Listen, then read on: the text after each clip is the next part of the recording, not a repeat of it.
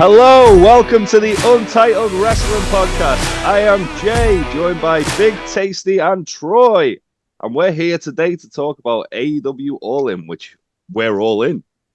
How are you, fellas? Good, yeah. We've crawled back out the woodwork to talk some AEW biggest show of the year. I have to quick disclaimer: it is not sold as many tickets as last year, so it's a failure, and AEW is about to die. So it's in the mud. Troy, if you're working on the show, I hope they paid you up front. I've got a free ticket, mate. It's fine. I for one, am not going to enjoy myself as much because there are going to be empty seats there. I might have to boycott the show. I don't know yet. We'll see how I feel on the day. Tony's going to jizz all his pocket money on Final Countdown, and there'll be no money left for anything else. Oh, mate, I don't think my fucking vocal cords are ready for that. the fact that you're sat with me, seeing me going through the emotional gamut of either Bryan Danielson winning another world championship or Bryan never wrestling again. Never wrestling again. We'll get onto that. Before we start, can I just do like a 90-second soapbox about the experience I've just had with AEW? Yeah, because you went to Cardiff for Dynamite and Collision. How was it? Yeah, so spoilers. I don't know when this is going out, that I've literally just walked back. I've literally just walked in through the door. I will say there are going to be spoilers for Collision discussed on this. We have to talk about. I have like future knowledge, but it's all over the internet, so don't worry about it. Yeah, you've got inside the knowledge on what's going on. Yeah, no, Cardiff was phenomenal. I think I maybe slightly preferred it to go into a pay-per-view, just because it was a little bit more relaxed. We were a lot closer to the ring, like you could see a lot more.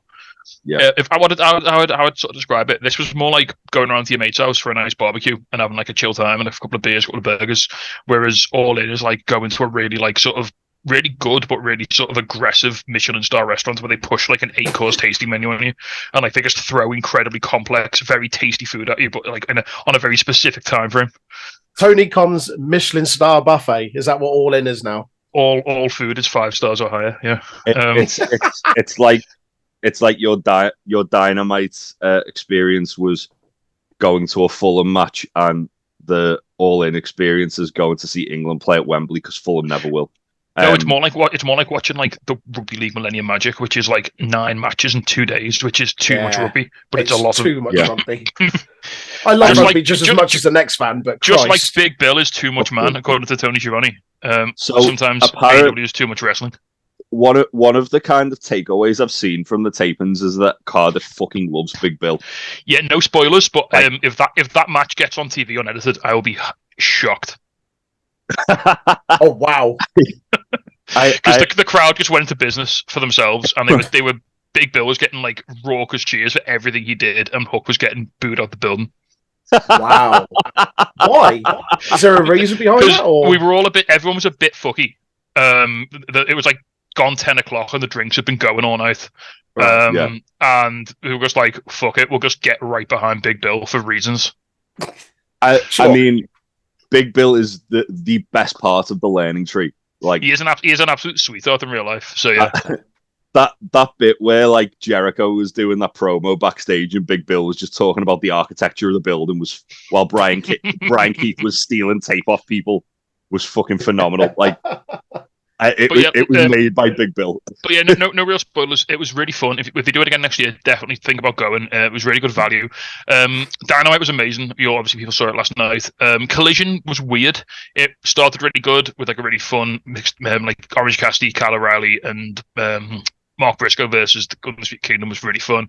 Then you're in trouble when it gets to like touching 10 o'clock and Jay Lethal's music hits, and God. You're in a bad place. So that was kind of weird. Nice. Jay Lethal versus Shibata, which was a choice. Yeah. It kind of felt like the starting match. There was like they did like Willow had a match, like a warm-up match, and then Chris Stanton and Stokely squashed Nina Samuels and Lycos 2. Oh, nice, Lycos 2. Yeah. Nina Samuels didn't even get in the ring. She just got tagged. She got knocked out straight away, and then Lycos got murdered by Statlander, and then Nina carried him to the back on his shoulders. So, just to explain one thing with Dynamite, I'm currently in the process of explaining to Tom Clark what Barry Scott is. So that's fun. Yeah. Just tell him he's the British Billy Mays. That's what I was gonna do. But he's not real. And this hurt me more than when I found out wrestling wasn't real. Barry Scott's not real. He's a figment of art. Barry Scott's not real. He can't hurt you. He's like a Lovecraftian terror that just comes up and tells you the date is gone. He's one of the older gods. Speaking of which, I saw an advert on Facebook the other day. It popped up for whatever reason. He's advertising cereal now, but he's calling himself Gary Scott. Yeah, he probably couldn't keep the name when he left like Silla Bang, could he? They probably got that on lock. Gimmick infringement.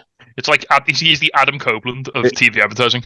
It's like when Dustin Rhodes first left WWE and was doing indies called Gold Dustin.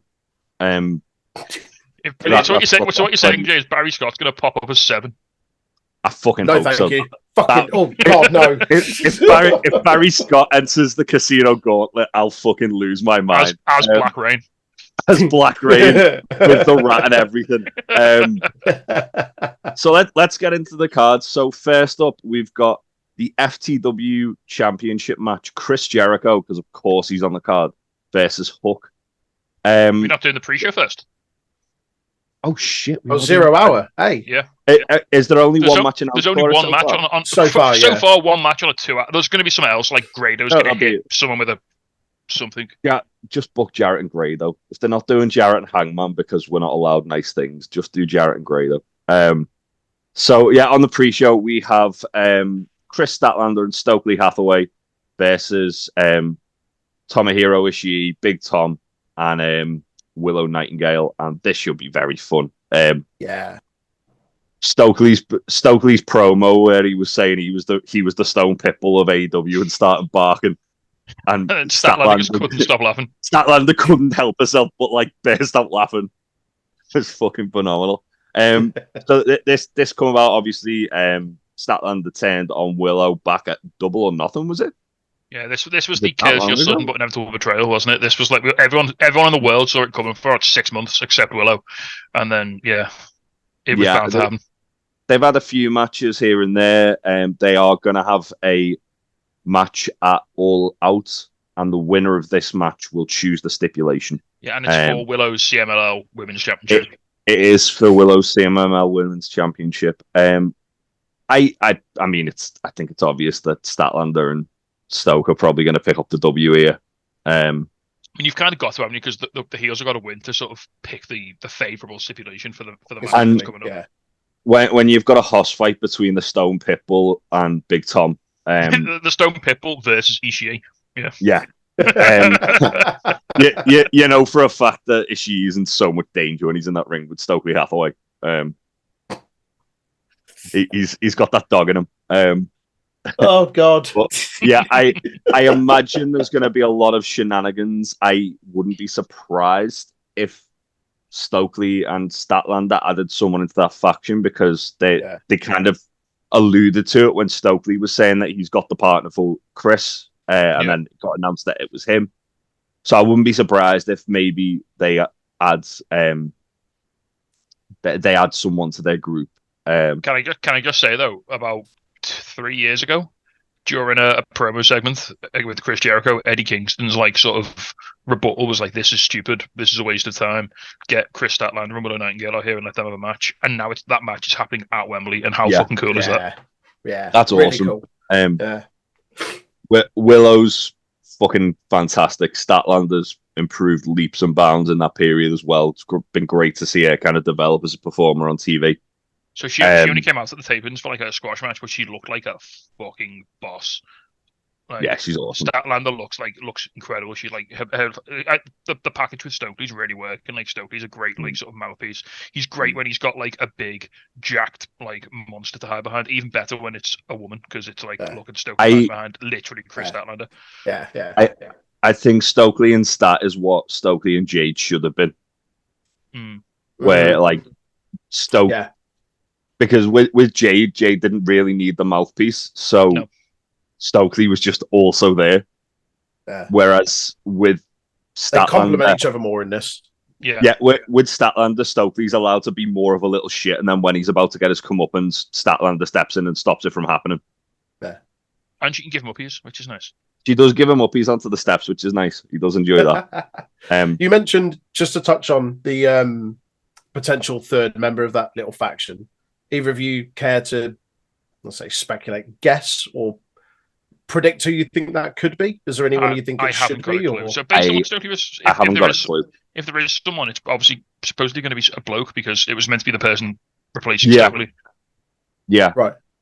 I honestly couldn't tell you. I have no idea. I'm trying to think who's due to come back, who's not really doing anything, who's been signed, who's not really debuted yet. Honestly, I have no clue, but I think they'll make it work either way. The only person I probably would have waged a guess on would have been maybe a Go-Go, but he's busy with a STP, as he fucking should be. Which I'm sad we're not getting any Shane Taylor promotions at All In. That makes me. Also, while we're talking about Go-Go, congratulations, he's going to be a dad, which is pretty awesome. He is going to be a dad. Yes, boy. Lovely. Yeah, that baby is going to be trained up to be either a very good boxer or a very good wrestler. Yeah, he was like, it's like, will my baby be a boxer or a wrestler? It's like, are they? Tough choice. Is that what he thinks the two genders are? It's like. I mean, it's either way, it's going to be intimidating as fuck meeting the parents, isn't it? When you've got Anthony Ogogo sat there like, all right. I stood next to Anthony Ogogo at a TNT show, and he was a fucking terrifying, lovely but terrifying man. Lovely but terrifying. Yeah. Give me a high five. It's very nice. It'd be like the scene out of Bad Boys where the guy comes to date the daughter. He's not as big as you'd expect him to be. But just lean, and he's an intimidating fella. Let's put it that way. So we all got Stokely and Stat for this one. I would say so. Makes sense, as you say, given that the winner picks the stipulation. Heels picking the stipulation makes all the sense in the world to me. It sure does. Next up, we've got the match I did originally start with, which is the FTW Championship match. Chris Jericho and Hook. You can cut that there. I've got some bad news for this match, by the way. Chris Jericho has confirmed that Fozzy are going to play. I mean, I would rather Fozzy than Fallen in Reverse. Let's put it that way. That's the lesser of two evils. Fallen in what? Exactly. Don't worry about it. So, yeah, it's a FTW title match. Chris Jericho, and he no doubt have the learning tree with him of Big Bill and Brian Keith, the Bad Apple, versus... See, on Wikipedia, it just says with Big Bill, and that's so disrespectful to Brian Keith. Yeah. Brian Keith's had, like, the absolute, like, revitalization of his AEW run with this. Like, he gets minimal time, but he makes the fucking most of everything he does. Yeah. Just by yelling. He's a massive Jericho fan when he was younger, so he's like, this is like his dream, like, storyline. That's nice. Just by yelling at people that they better respect Chris Jericho and stealing tape. Like, easy job. That's an easy gig. So Jericho and Hook have been doing this for like 6 months. It feels like a lot longer. Yeah. He had the first match at Dynasty, was it not? Or was it Double or Nothing? Well, Jericho has been champion for like 120 something days. So Jericho beat Hook to win the FTW Championship, which he now calls the For the World Championship, because he's doing this sort of tone deaf, like, veteran who doesn't know like when to go gimmick / the lines blurring or something. He's basically being the perception of Chris Jericho that the internet has of Chris Jericho. Yeah. Lean into it. Yeah, well, I actually think it's really good. I enjoy it to a degree, but I also don't need to see Chris Jericho every fucking waking moment of that. He is on TV a lot. Like, he gets his minutes. Yeah. I mean, he literally has his own talk show called TV Time with Chris Jericho. Yeah. But yeah, the match here it's Jericho versus Hook. It's the last chance match, so if Hook loses, he can never challenge for the championship again while Jericho's champion. So which makes you think, like, Hook has to win, surely. Yeah. If this isn't... Or not. Doesn't have to. It's not like he hasn't held it before. And no, really, true. is Hook better than the FTW Championship at the moment? So what I'd like Could to he be see... looking at the equivalent of the TV Championship, like the TNT Championship? I'd love to see Hook win this or lose or whatever, and they just get this championship off TV. Either Jericho destroys it or Hook retires it, and then Hook just go on to like a feud with Jack Perry or a feud with Okada or Yeah. a feud with anybody else who isn't Chris Jericho.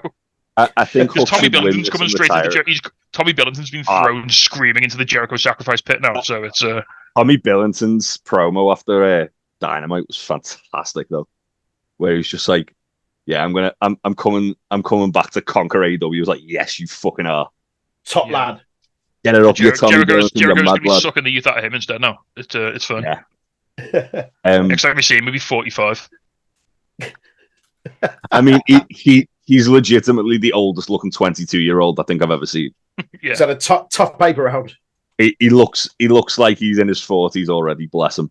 I mean, you used to see fucking Dynamite Kid at family parties, so you know. Well, that's very sake. true. He's probably got a penchant for shotguns and bull mastiffs for sure. Wow. Wow.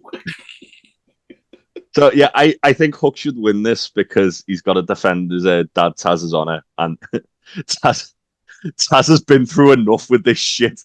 So Jericho, without telling Taz, added a fucking nameplate onto the FTW Championship, which Taz found out when Jericho came out on TV with it and went ballistic. Oh dear. And then they don't. I don't think they tell Taz when they're gonna do shit like they're doing to him. Like they had. So it's a genuine reaction. Yeah, because like they had Jericho on commentary, and like Taz basically got a security escort out from the desk and was legitimately getting angry about it. Wow. Because it's Taz and he's a fucking lunatic. But not that Taz needs any kind of security. Like he'd wrap me up like a pretzel anyway. But yeah, I think that I think that Taz is probably gonna get involved in the finish of this somehow. That'd be a nice. It'd be nice. One UK crowd love Taz. So if Taz all you got to do is get up and smack Jericho one, and the crowd will go nuts. They'll explode. Just and one suplex. Jericho's been such a prick to him that he really does need to come back here and like do something. So yeah, I can see that. If Taz locks in the Kata Hajime on Jericho, like he did, like when he did it to Cody, and everyone lost their fucking mind. Like that's what we need. We need just like a little random Taz mission on someone. Taz sacrificing his knees for his son. Bless him. So, who are you saying, then, Jay? I think Hook wins this. I think Hook has to win just to keep the crowd on side. Okay. I think Hook wins it because one of the things as well is that Jericho's only beat Hook by fuckery. Like Hook's beat him clean, which is what started the feud. Right. Hook then beat him by hitting with the Judas effect, which again carried on the feud. And then Jericho won the belt by basically fuckery, by just cheating. Right. So it would make the most sense for Jericho to get his comeuppance here. Yeah, I agree with you in that I think Hook will win. But to my earlier point, I'm not sure if he should win. Yeah, I'd like it if he retired the belt after, and we just if he wins and retire the belt, because I don't think Jericho certainly doesn't need to be near it anymore. But I also don't think Hook does. As I say, he's won it before. It's his dad's belt, isn't it? So if he gets it back and was like, right, I've got it back now, that's it. You can have it. Yeah. Let's keep this off TV now. Give it back to Taz. Let Taz take it off screen or whatever. Let Taz wear it on the commentary table every week. Yeah. Oh, good old Taz. What a fucking legend. Next up, we've got the Casino Gauntlet match, which is the match I think I'm most excited for. Winner This is gonna be so on Wikipedia it just says it's Orange Cassidy, Mark Briscoe, Kyle O'Reilly, Hangman Page, Evil Uno. And then it says, so I don't know where it gets this from, 17 to be announced. 17 people? Oh. Yeah. So on Cage Match, there is currently, let me see, 5, 6, 7, 8, 10, 11, 12, 13, 14, 15, 16, 17, 18, 19. There's 20 people on there on Cage Match. Like confirmed? No, like there's like Mark Briscoe, Uno, Cassidy, Kyle O'Reilly, and Page, and then there's question marks. Right, okay. There's a lot of people who are due to come back at any time. So Troy, what do you know about the Casino Gauntlet match? I mean, I know the format of the match. I know how it works. and I now know who's in it, having you having told me. So there's a lot up in the air about this. We don't know what form the title shot is going to take. Like, is it a Money in the Bank situation, or is it like it's a future match, a future show that's going to be determined? So people how's it ran what before? If Hangman wins?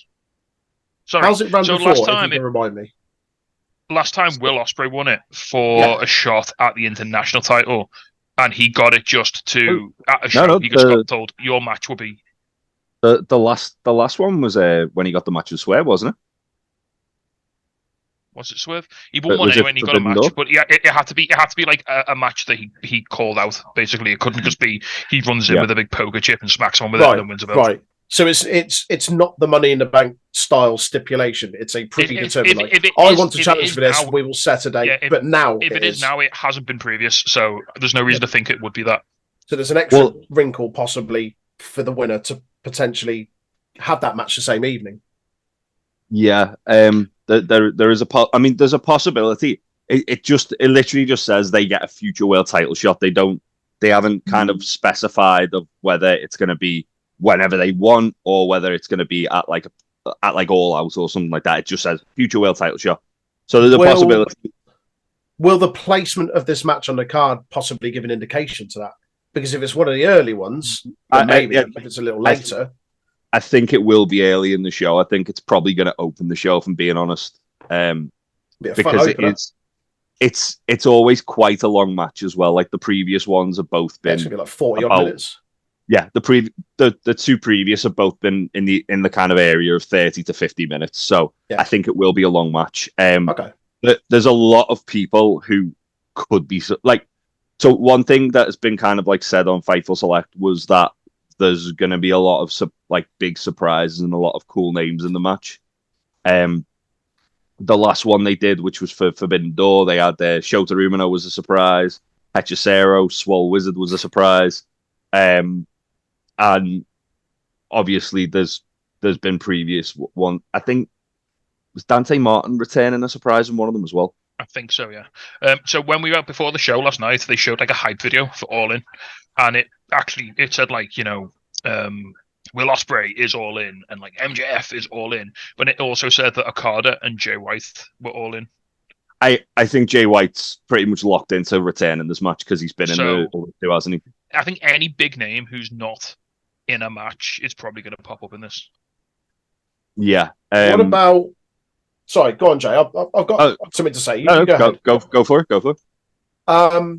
There's been a lot of recently released or out of contract talent, the likes of Ricochet, maybe. That was what Benjamin, possibly. That was what I was about to say. I think Ricochet debuts in this match. I feel like that as well. I'd like to see Ricochet in there or whatever moniker. I don't know if he'll sign, but I wouldn't hate a little Bobby Lashley popping up in here as well. That was going to be my other point when I said Shelton Benjamin.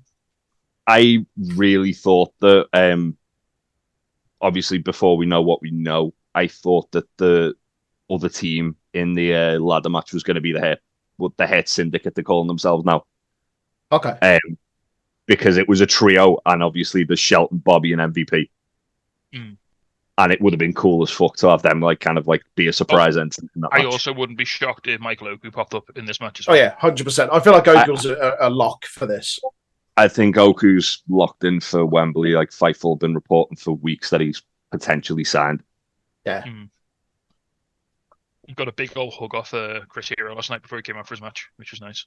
We might even get a surprise Amira as well, because why not? If Oku's there, she was there last night. So yeah. Go on. I was going to say if Amira shows up, she's absolutely eating a pile driver at some point in that show. Yeah, she was. She was in a rather fun match that I was at last week, actually, to divert slightly. It was a magic xylophone match, which if you've got kids, anyone listening or watching, you'll know what that is. It's from the TV show Bluey.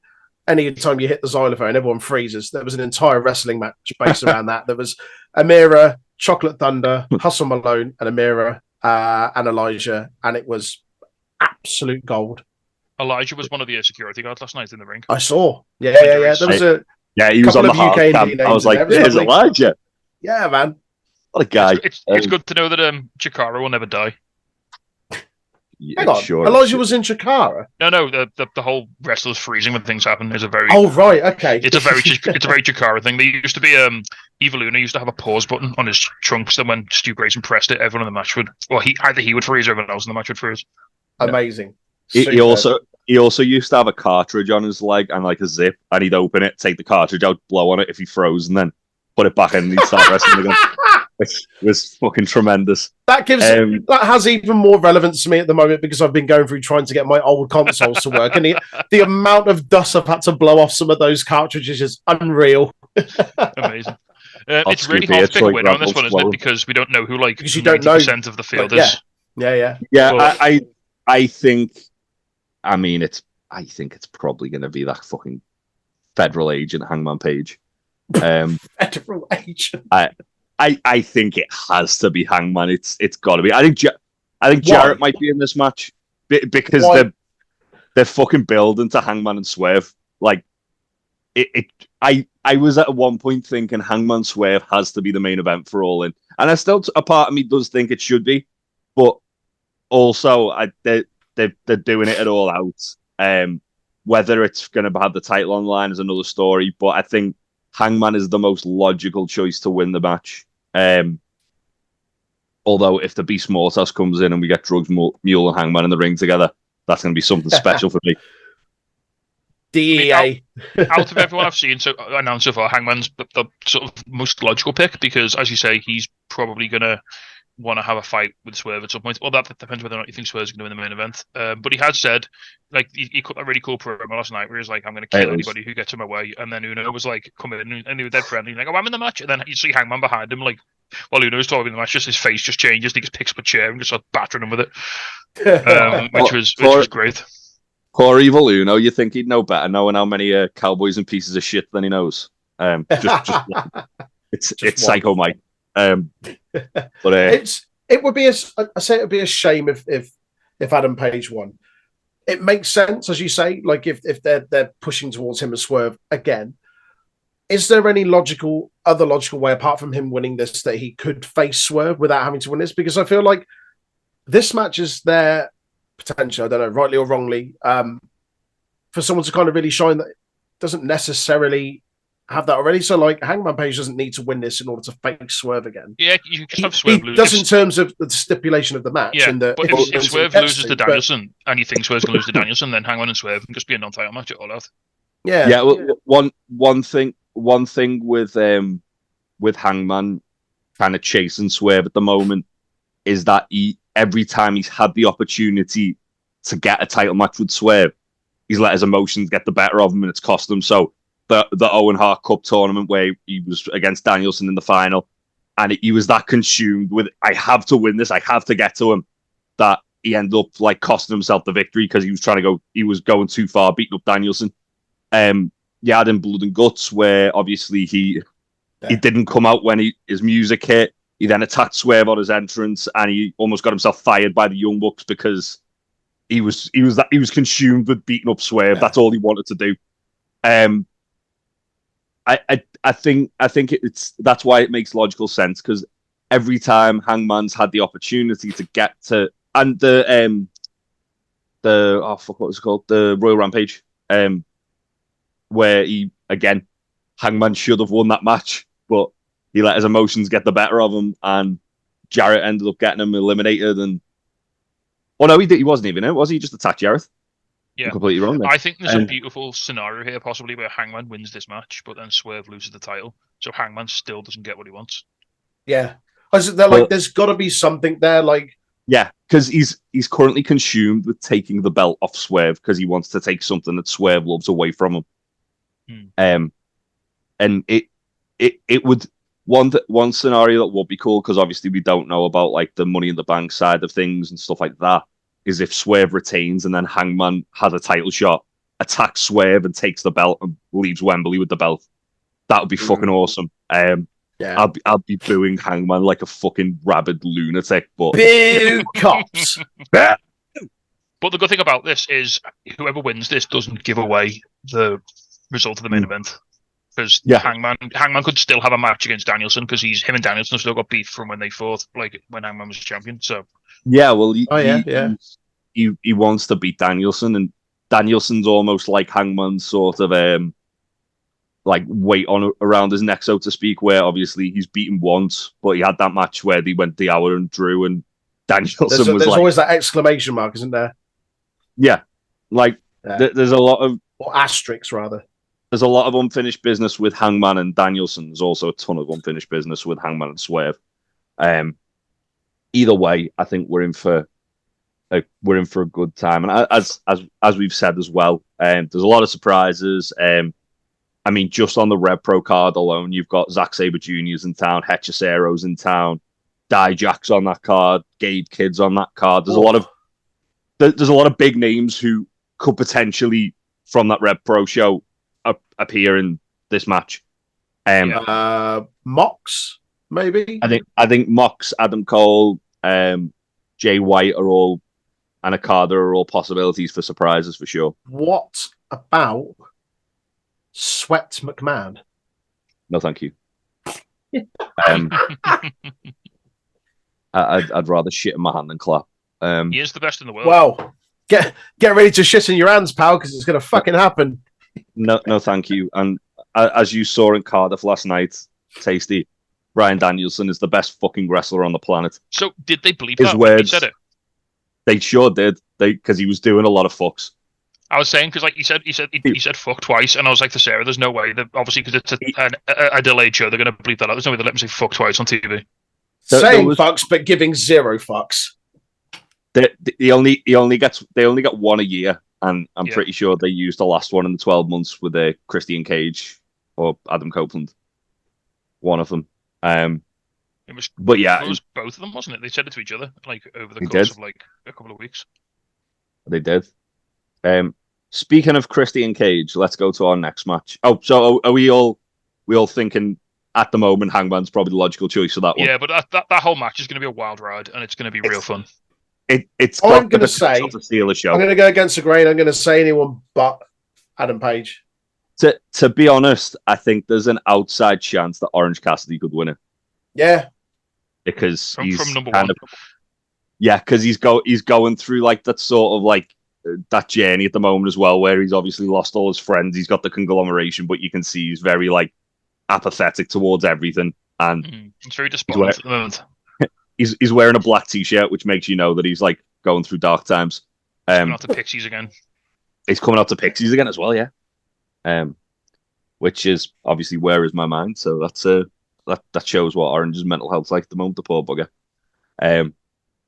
But yeah, I think Orange is like an outside chance, or if we get like a big debut, I'd say like a Ricochet. Like it would be cool to see him just win it and then obviously go after like Swerve or Danielson. So before we move on to the Patriarch, Jay, you'll appreciate this. So someone at the tapings last night, it wasn't on the Hardcam side, so you would have seen it. They had a sign which was the Matt Berry father meme, but it was Nick Wayne's face over Matt Berry's. Father. They might show that. It was excellent. It was so good. Nick Wayne's been doing the fucking Lord's work in the patriarchy. Like he's the unsung hero of that fucking faction for me. So yeah, are we going to talk about that match next? We are. That was what I was segueing to because I brought up Christian Cage. Deliberately. So we've got the AEW World Trios title in a London's ladder match, which is the Patriarchy, the champions, the team of Christian Cage, Killswitch, and Nick Wayne, with Mother Wayne, who's also a champion, versus the House of Black, so Brody King, Buddy Matthews, and Malachi Black. Blackpool Combat Club and Pac, which is a spoiler for Collision. Sorry, anyone who didn't want that. Ooh. Which is Claudio, Yuta, and Pac, which I'm sure that'll be fine. But if also Pac gets they beat Top Flight and Leo Rush on Collision, and Action Andretti was also there. I thought they should have been in the match because they do silly shit with ladders. So when they came out, I was like, because they came out first, and I said to Sarah, "Oh, I'd love it if they won because they'll be really good in a ladder match because Flippy Boys." And then like Blackpool Combat Club's music video came out, I was like, "Oh, they ain't winning." Saying that, you've got to have like you haven't got to, but in those ladder matches, it's nice when you get a team that aren't necessarily high flying. Because it's out of their comfort zone. I mean, and it adds a little bit of a dynamic. You can't in any universe say the Pac's not high flying. No, not Pac. But Pac is there, and he's going to do mad shit. Yeah. But Pac is the man that gravity forgot. But yeah, I mean, everyone, they need a base, so Claudio's there to just do mad power shit, and exactly. Wheeler Yuta can also be there. We just see, I don't know, Claudio just like squatting a ladder with 2 men on it or something. I don't know. Claudio's absolutely swinging Brody King into everybody. Yeah. And we do have a fourth team, I should say, which is the Bang Bang Gang, the team of Austin Gunn, Colton Gunn, and actual feral dog man, Juice Robinson. Actual feral dog man.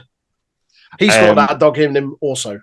He is the dog in most people. Yeah, I mean, he literally did that spot with Malachi Black where Malachi was sat cross-legged and Juice cocked his leg up on him like a dog and then got absolutely murdered by the House of Black. Don't forget, it was all in last year when Juice did his first, like, on all 4 knees in the tunnel, just barking. Was.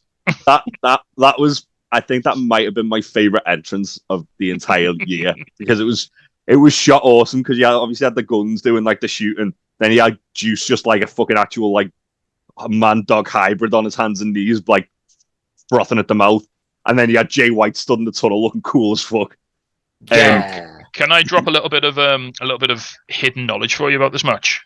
I enjoyed hidden knowledge. That's going to be on Collision. So at the end of Collision, obviously Pac and BCC win the match.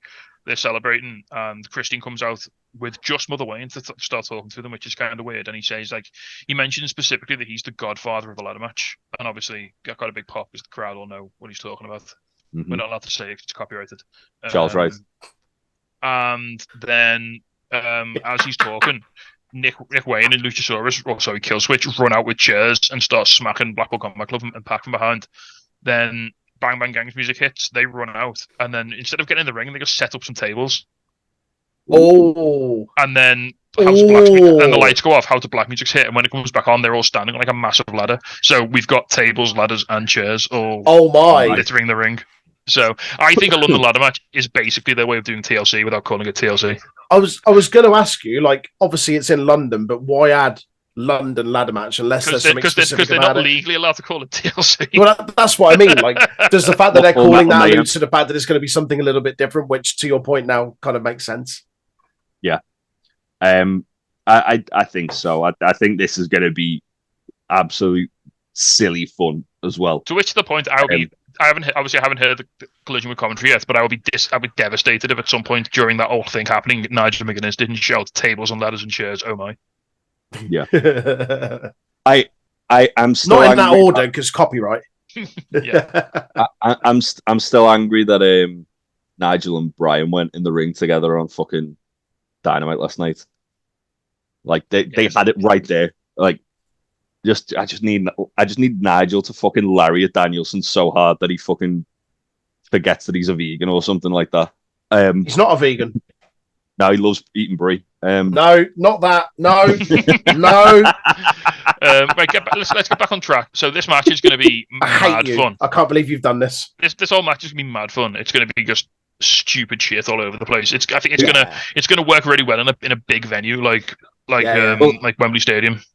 There's a lot of like just guys who take stupid silly bumps as well in this match. Like Nick Wayne is absolutely getting some kind of murder done on him by Brody King. Austin Gunn is absolutely getting murdered, and Yuta probably as well.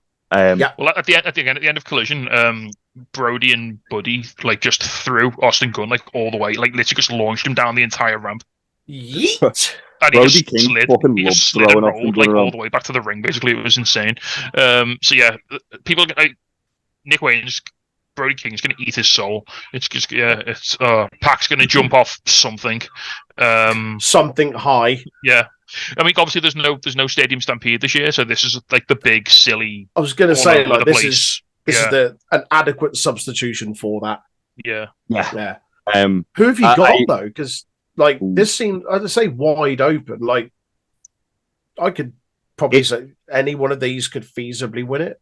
It feels too early for the patriarchy to lose the belts, but also I feel like this is them kind of going the long way round to get the belts back onto the Bang Bang Gang because they didn't want to do the Freebird rule, so that's why they stripped them because Jay White was injured and Juice wasn't recognised as champion. So it basically just frees it up to put the belts on Austin, Colton, and Juice. Okay, question for the, I say non-watcher, but impartial watcher, if you like. So your first point, why wasn't Juice recognized as champion? Was he not part of the faction at that time? They don't do the free bed rule on the belts.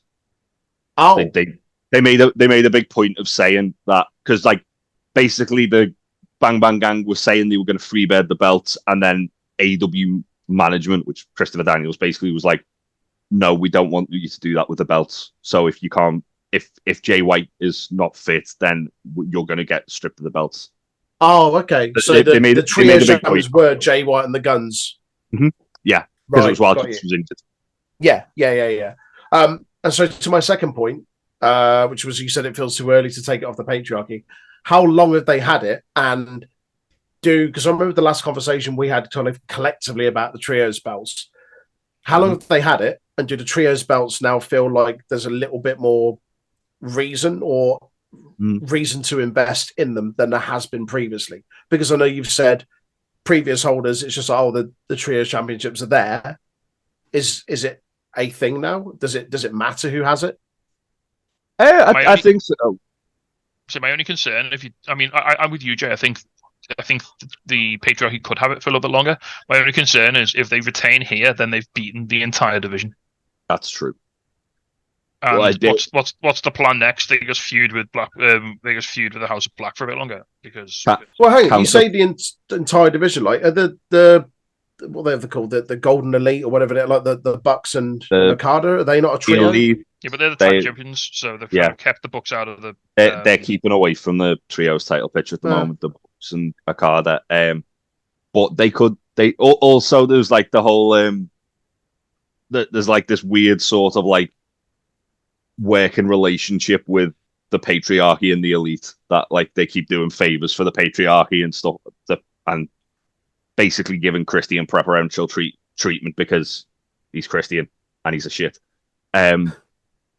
But I mean, this would be a good way to debut the Hurt Syndicate if that's what they want to do. How? Either add them into the match or have them like just take out someone backstage and then. If you're doing that, you'd have the patriarchy win and then have Christian cut a promo on Dynamite next week saying that they've beaten the whole division. There's no one left, and then someone comes in. Yeah. Or even just have them debut after the match and like have a stare down with the winners. Like it's. I don't think you're getting those three guys into London without anyone knowing. Though I think Wembley's the worst place to debut them. MVP's been in fucking England all like for weeks. He's literally been there. Exactly, you know it. So exactly. A little bit of potential spoilers. And Sarah saw Scotty Too Hotty at Cardiff Station today. Yes, Scotty. Scotty Too Hotty works backstage at AEW. That's why. I know, but what if Too Cool are going to? Well, not Too Cool, but what if like Scotty Too Hotty's going to be? Good luck with that one. Yeah, I got some bad news for you there, friend. Rikishi's got like 1 million sons. He could find a few guys. Rikishi's too busy complaining that Jey Uso doesn't win every fucking belt under the sun. From what I've seen on the internet about Rikishi's sons, he spent the entire 90s just rutting like a wild stallion. Yeah. He's got enough of them. Knocking out kids every week. Rutting like a wild stallion. Outstanding. So who do we think's winning this match? I'm with the patriarchy. If it's going to be an absolute clusterfuck, I see Christian just clawing his way out the trench just to grab the belts, being like a really cool visual. Like the meme where he just pops his head up, like a little bit of that.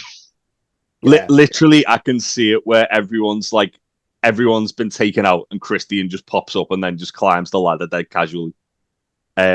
Also, Mother Wayne is there for fuckery. She can hairspray someone or something. Or that's very true. Mother Wayne is also there. But I do think there's a possibility the Bang Bang Gang win this as well. I think it's not out the realm of possibility that they were to win it, or House of Black win it because they lost the belts last year at Wembley. So the only team I can't see winning is Blackpool Combat Club and Pac because they just feel a bit thrown together. Like they're just fucking there. It's annoying that Pac isn't in the Casino Gauntlet, if I'm being honest, but I'm just glad he's getting a match at Wembley because he missed it last year. But what if Pac wins and joins VCC? Pac fucking hates Claudio, though, doesn't he? He's like Eddie Kingston. Why is he why is he tagging with them then? Because the Lucha Brothers have gone away and we don't talk about it. Because Pac has no friends at the moment because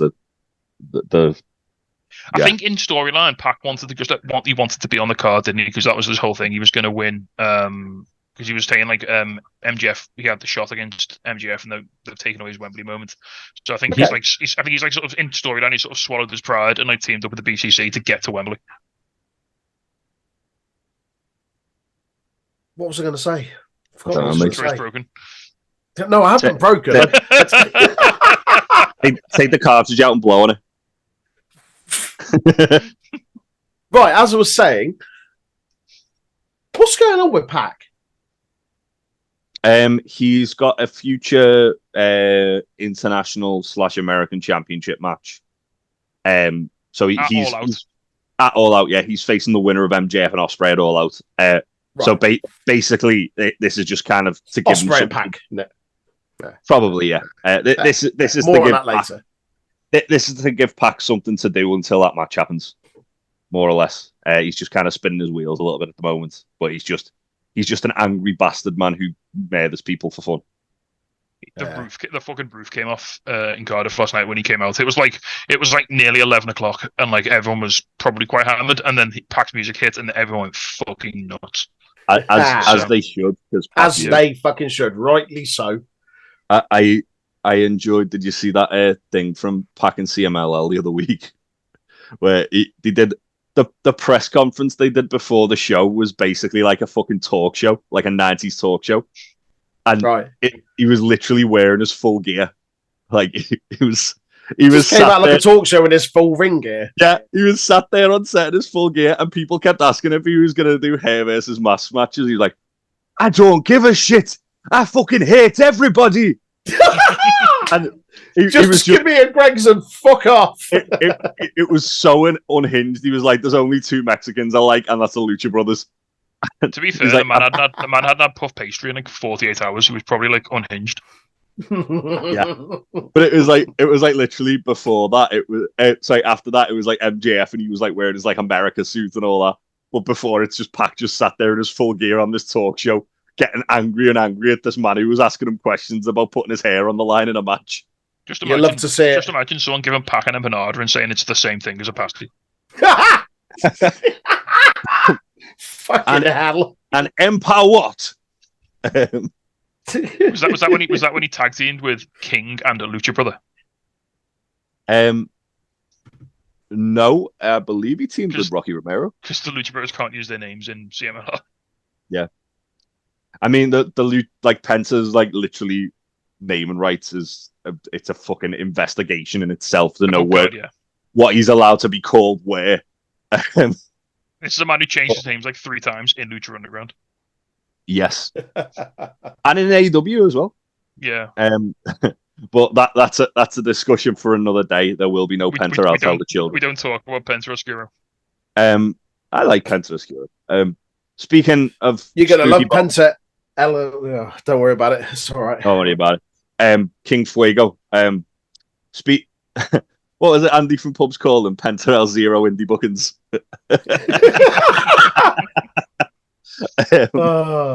So LWO. Next up, we've got another Spooky Bollocks match, which is Jack Perry and Darby Allin in a coffin match. I think this is going to be fucking great. I think this is going to be so fun. Yeah, boy. Yeah, I don't know who's going to win. Like, this is one where it kind of feels like it could go either way. Like it's hard to kind of give a definitive on this. First of all, bear in mind, literally last week, Jack Perry forged his own belt. Mate, that looks fucking awesome. So good, man. But in fairness, that would also suit Darby really well, that belt. Yeah. So, maybe he was just making it for Darby in preparation. It was like a little gift. Like a little yeah. Also, to be fair, the way he wrote it off was by putting it in a body bag, which said Darby on it. So yeah. After spray painting a guy's face, like half white. Yeah, after spray painting a man like fucking Goldfinger. So have you been following? So for those that don't know, I was going to say, for those that don't know, me included. So obviously, when Jack Perry came back, he attacked Tony Khan and joined the Elite, and that basically made him like a bit of a and his whole thing is like he got made the scapegoat for what happened last year. Yeah, and he I know got that. suspended and Yeah. he couldn't wrestle, and so now he hates the company because they took like 6 months of his life off him. So the Elite brought him back in kayfabe, and they did a really good job. Like the Young Bucks were liking all of his tweets about being in Japan, like really like quite slow build, and it was good. And now he drives a big bus with scapegoat written on it, which he ran Darby Allin over with in a match in the arcade in the Anarchy at the Arena. And then Darby also then set him on fire in the same match. Yeah. So they've been places. They've had some shit go down between them. Yeah. Basically, Darby got this match in blood and guts because he poured petrol over Jack Perry and was like, "If you don't give me this match, I'll set them on fire."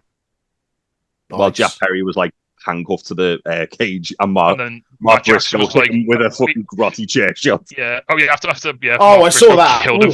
Yeah. Oh Jesus! Yeah, I saw that. So and then Matt Jackson was like, "Right, we quit, and you can have the match at All In. Just don't set anybody on fire, please." Yeah. Basically, Jack Perry's new gimmick is kind of like what Raven could have been if he was allowed to just have complete autonomy with the character, and then go to WCW and do like the whole like rich like boy who's like just angry at his parents gimmick. Okay, I like that. Like cool. He's very similar to Raven. He does the pose. He's kind of like a nihilist, so he just doesn't care for anything. Even with like the blood and guts thing that Ben was saying, then he was basically handcuffed to the cage, and he was just emotionless when like Darby was like pouring gasoline over him. Right. And when Darby was like, "I'll set you on fire," he was like, "Do it, I don't care." Yeah, he's like, "Do it, fine, go ahead." But I think the scapegoat character is fantastic. I think it's really like it's exactly what Jack Perry needed. Like what he had to go through to get to that is shit. But the end result is mate. He's made lemonade out of lemons, if you like. He's absolutely smashed it.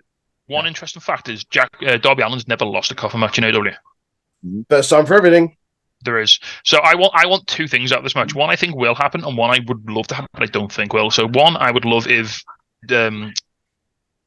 Jack Perry drives the scapegoat bus out into Wembley. That would be fucking great. But it's like a UK fucking happy hours football minibus because they can't get you can't get like the proper bus. With real glass though. Real glass, yeah, cool. And two, I would love, seeing not what we found out last night, I would love it if at some point they open the coffin and Sting is inside the coffin. Sting! I think I'd like that. It won't happen, but I'd like it. Well, he's in London apparently for the show. Oh, hang on. What about if it's Sting driving the bus? What if it's Sting's son, like as younger Sting? Darby's training Sting's son, isn't he? So, he is, yeah. The one who did the fucking awesome Stinger splash. I'm with you, Caleb. Picking a winner, I think Perry, because I don't think they want to put a belt on Darby if he's going to be moved. I think he's moving into the main event scene with like his title shot at Grand Slam. Well, yeah, like that's kind of like the other like sort of elephant in the room we should address is that Darby has a future world title shot at Grand Slam. So how he won the Royal Rampage. So there's two people off the back of this that have a world title shot. So the winner of the gauntlet and him. Yeah. Okay. There's quite a lot of planning they've got going into like heading to Wrestle Dream by the feel of things. Like there's a lot of wheels moving. Basically, the rule now in AEW is if you're from Washington State, you get a title shot. So that's who? Darby, Swerve, and Brian. Right.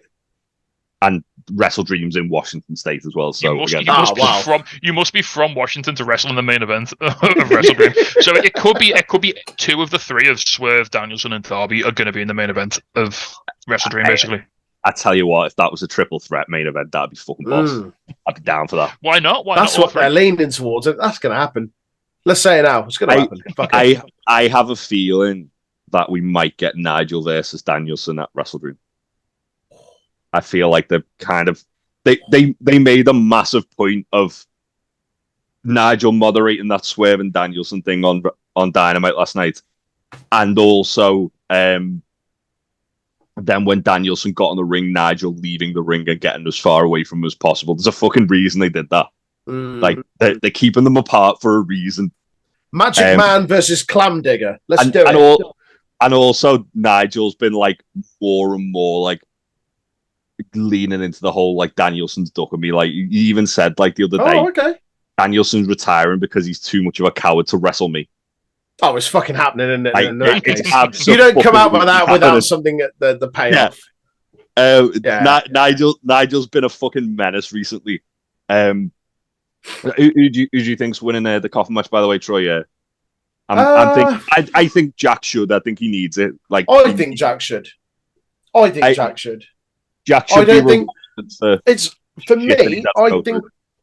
I think it's a similar situation to Hook and Jericho in the Darby's already been TNT champion, multiple time TNT champion. I think he's been given that world title shot at some point by design. He doesn't need to be anywhere near this anymore. He's elevated to the next level as it is. Arguably was a long time ago. This would be a great match. It'd be really fun. But I don't think he needs to win this. I think I don't want to sound harsh. I think he's better than this. I feel like this is his send-off. To your point earlier, I think, Tasty, he's never lost a coffin match. First time for everything. He loses it. Fine. I've lost it. Move on to bigger things. I think Jack Perry can do some really good work with this.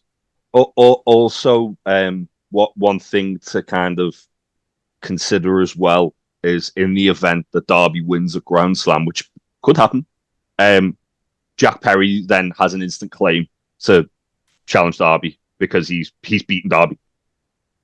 So again, there's a lot of like really good moving parts with with everything at the moment. And I think Jack just needs the win to kind of help elevate him a bit more. Agreed. Are you on the Jack Perry bus, Tasty? The Jack Perry real glass bus. I'm on the Jack Perry real glass bus. There will be no breaking real glass in case of emergency. We will not be hot shot title of Darby Allin. Yeah, we will keep it with the scapegoat, I think. I would very much like if the finish is Darby sat up in a coffin and Jack hitting the glass jaw on Darby, which is his running knee, to knock Darby into the coffin and the lid shutting on him. Or just hitting him with a pane of glass. Or real that. If it's a glass coffin, that'd be cool. Ooh. A real glass coffin. Yeah, but then you can't close it because the lid smashes. Yeah, you can't like jump into it or anything. You can't. Yeah, it's a redundant coffin. Well, imagine that. I like the idea though. A perspex coffin. It's a bit more durability. Yeah, but they'll say it's real glass. The Jack Perry pretends it's real glass. Yeah, that'd be. There you go. There's the irony. Yeah. It's real glass. There we go.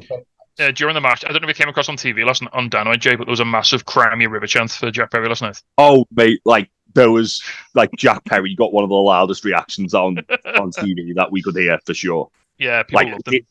The only person who got a louder reaction that I could tell was fucking Ospreay, and that's obviously because it's Ospreay. Yeah. Speaking of Ospreay, can we move on to Ospreay? Yeah, absolutely. I'm just gonna quickly. It's like we never stop. Next up, we've got MJF and Bill the Ostrich, Will Ospreay, for the AEW American title, which is horribly cursed. So yeah, MJF's been calling Will Ospreay a redcoat terrorist, and to be fair, has been doing very entertaining work as the US champion, as the American Championship. I think I feel kind of mixed on MJF at the moment because I'm glad he's not in the title picture because I didn't enjoy him in the title picture. But Will Ospreay said words to that effect last night as well. Yeah. But also I think he should be in a title picture, just not necessarily the world title picture all the time. I think it's interesting because, yeah, like you say, he's been world champion. He's the longest reigning world champion, but now he's really valuable now, like elevating a mid-card title. Yeah. So like that's what I'm going to say. Yeah. And it's one of those things, isn't it? Like people are going to moan on the internet, like why are MJF Will Ospreay wrestling over a mid-card title? But then people are also going to moan saying why your mid-card title's not worth anything. Well, you can't have it both ways. Exactly. You can't have it both ways. Yeah. Your best guys wrestle for them, or you stick them on a load of people no one cares about, and they just. MJF and Will Ospreay are both people at any point without any. I say without any real rhyme or reason. Everyone likes storyline. Everyone likes a reason for that particular person to be in a world title picture. But they're both people that you could put into a world title picture at any point. Yeah, I like that at the moment, MJF does have that belt, and it elevates it in the same that, I don't know, I'm trying to think of something off the top of my head and I can't. But having that person that, if you like, has stepped down from the world title picture and is elevating that other one makes sense. So whoever then does hold it afterwards, whether it continues to be MJF or Will Ospreay, they elevate it. But at some point, you can when Moxley and Orange Cassidy were feuding over it last year. Exactly. And yeah. And the TNT title was main event at Wrestle Dream last year. Like that's one thing AEW are really good at with their champions, is that any of those 4 singles championships could main event a pay-per-view if they wanted it to. And so there's Continental Crown. There's the sorry, I forgot Continental Crown. Remind me, what is the Continental Crown again? It's the Continental Championship, so it's whoever won the C2 last year, but it's currently Eddie Kingston won it, and then he lost it to Okada, so it's currently Okada's belt. Right. But yeah, he had a very good. Doesn't that basically give you a guaranteed entry into the next year's tournament? If you It does, yeah. So it's essentially the C2. Well, you have to put it up. You have to put it up in the tournament, obviously. So yeah, basically the C2 is just like a large defense of that, while like the G1 essentially. But yeah, so it is good that AEW are able to kind of have, like, as we say, 4 singles men's titles, which all could feasibly main event a pay-per-view if they wanted it to. They've even, obviously, Revolution was main evented by the tag titles. Like, it's cool that you don't necessarily need the world title to be your main event belt if you... It feels nice as a casual watcher to be able to see that anyone, to your point, any one of those titles could main event it. Any one of those titles is as equally important at any point. And it's not like you see pay-per-views or whatever constantly headlined by the world title. It swaps and it changes. And it's not just, it's positioned on a card for that, like it's there. But there are people of note that hold that. So it reinforces it. Which, and to your point as well, it absolutely should be. Every belt should be important. Like, think of like the way like WWE used to present the Intercontinental and the US titles. Like they were meaningless belts just there to have a belt. Yeah. Which shouldn't be the case. It should be, just because you've got a mid-card title, that doesn't mean that you're the middle of the card. That means you need to, your job is to make that belt feel more important than when you won it. But on the flip side of that, not necessarily for you to make the belt more important, although a big portion of that is, but it's also you as the holder to make the person facing you feel important. For example, just to divert slightly, I know this is AEW, but John Cena's whole open challenge US title thing, like stepping down from the main title picture, having that US title run, but using it not necessarily to elevate the title, but to elevate the talent that he faced for that belt. Yeah. I think as we kind of elaborated on, like it's good to have them all feel important. And this match could have been a world title match, and I think on another card it would have been. But it is for the AEW American title. Was the International Championship. MJF's rebranded it because he's a bastard, man. And to be fair, he's done a very good job of like making this match feel just as important as the world title match. This is a rematch from obviously Ospreay and MJF's fucking instant classic they had a couple of weeks ago, which literally went 59 minutes and 57 seconds, which MJF won by absolute fuckery and hitting Ospreay with the fucking Dynamite Diamond ring.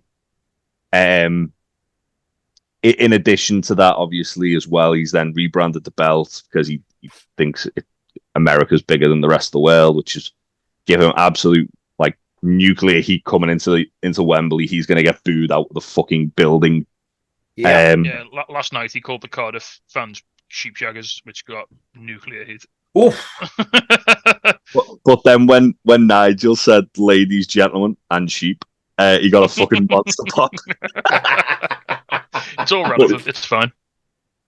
Yeah. If you've not seen it yet, right, last night at Down Dynamite, Ospreay and MJF had like a 20-minute promo segment, which is... I'm about 13, 14 minutes into it. It's very good so far.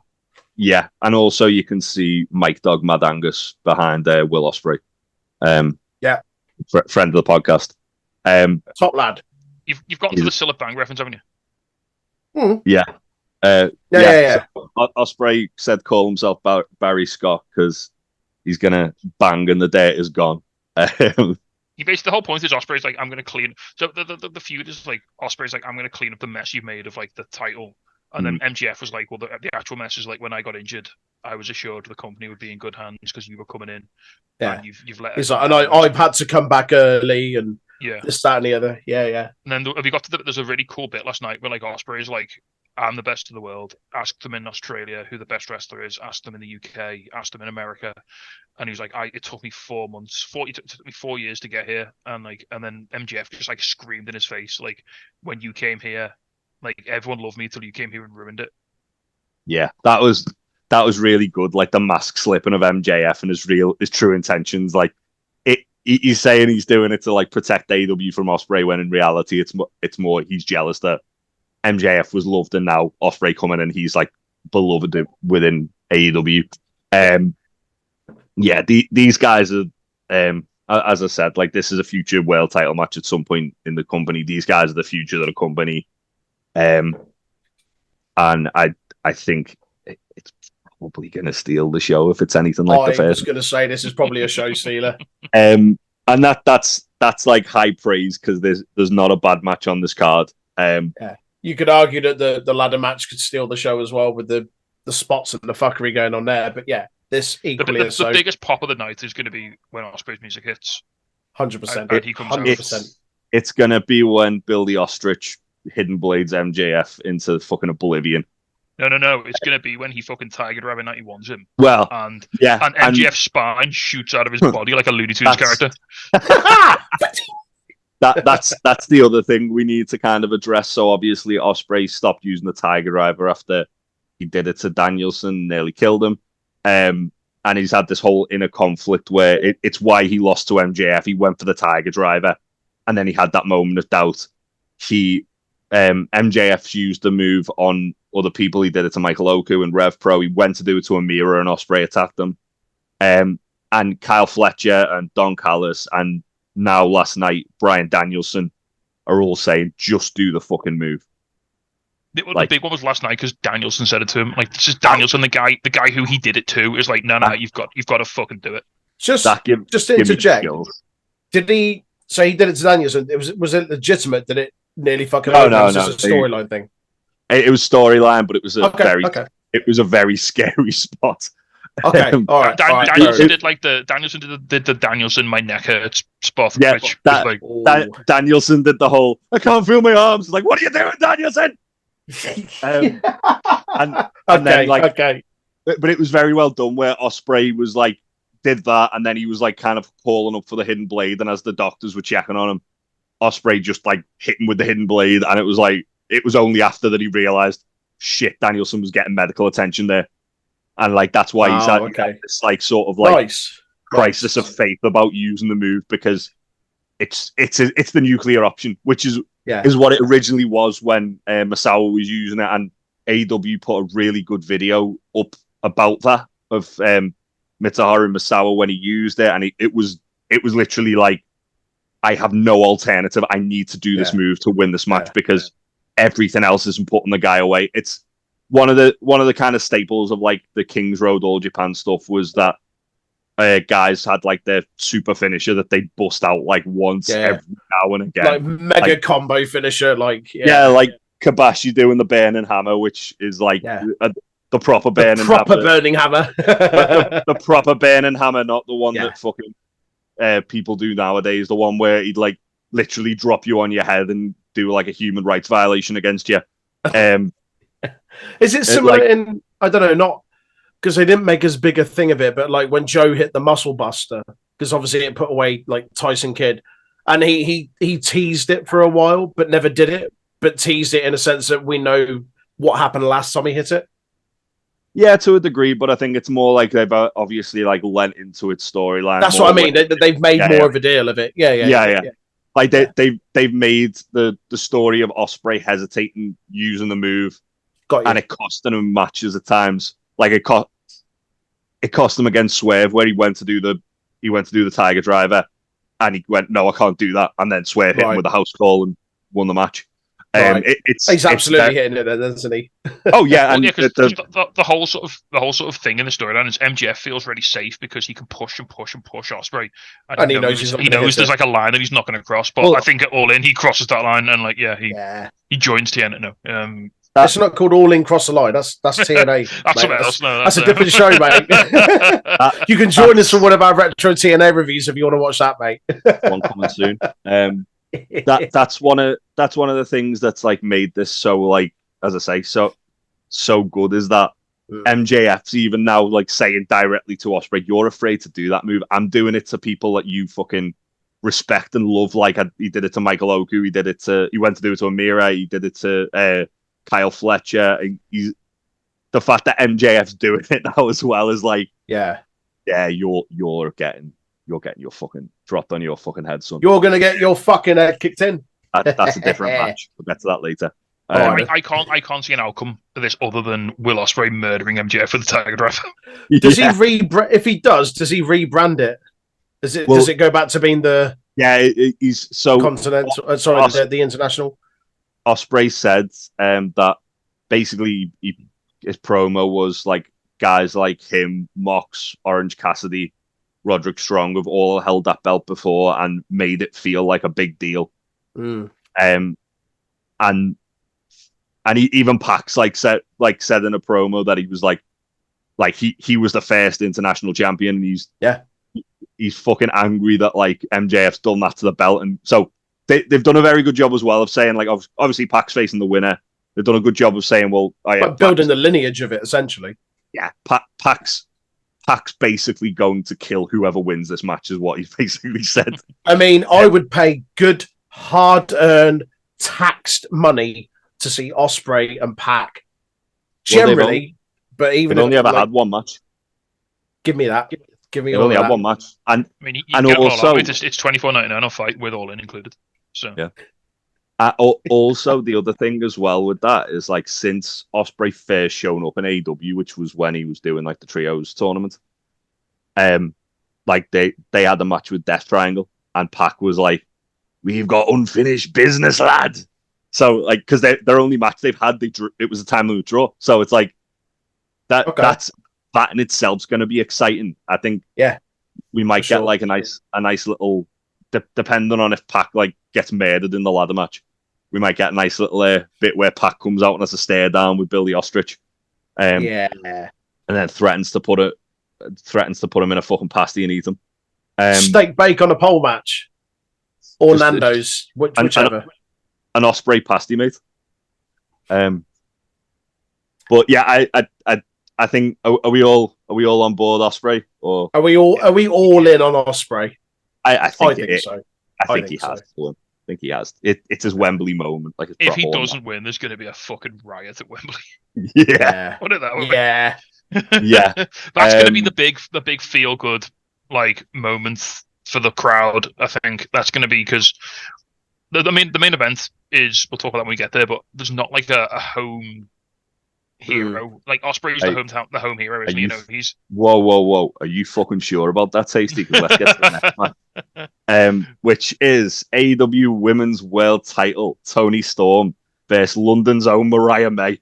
Now this is interesting because you say so Mariah should be the home like favorite here, but Toni is fucking Tony's over as fuck.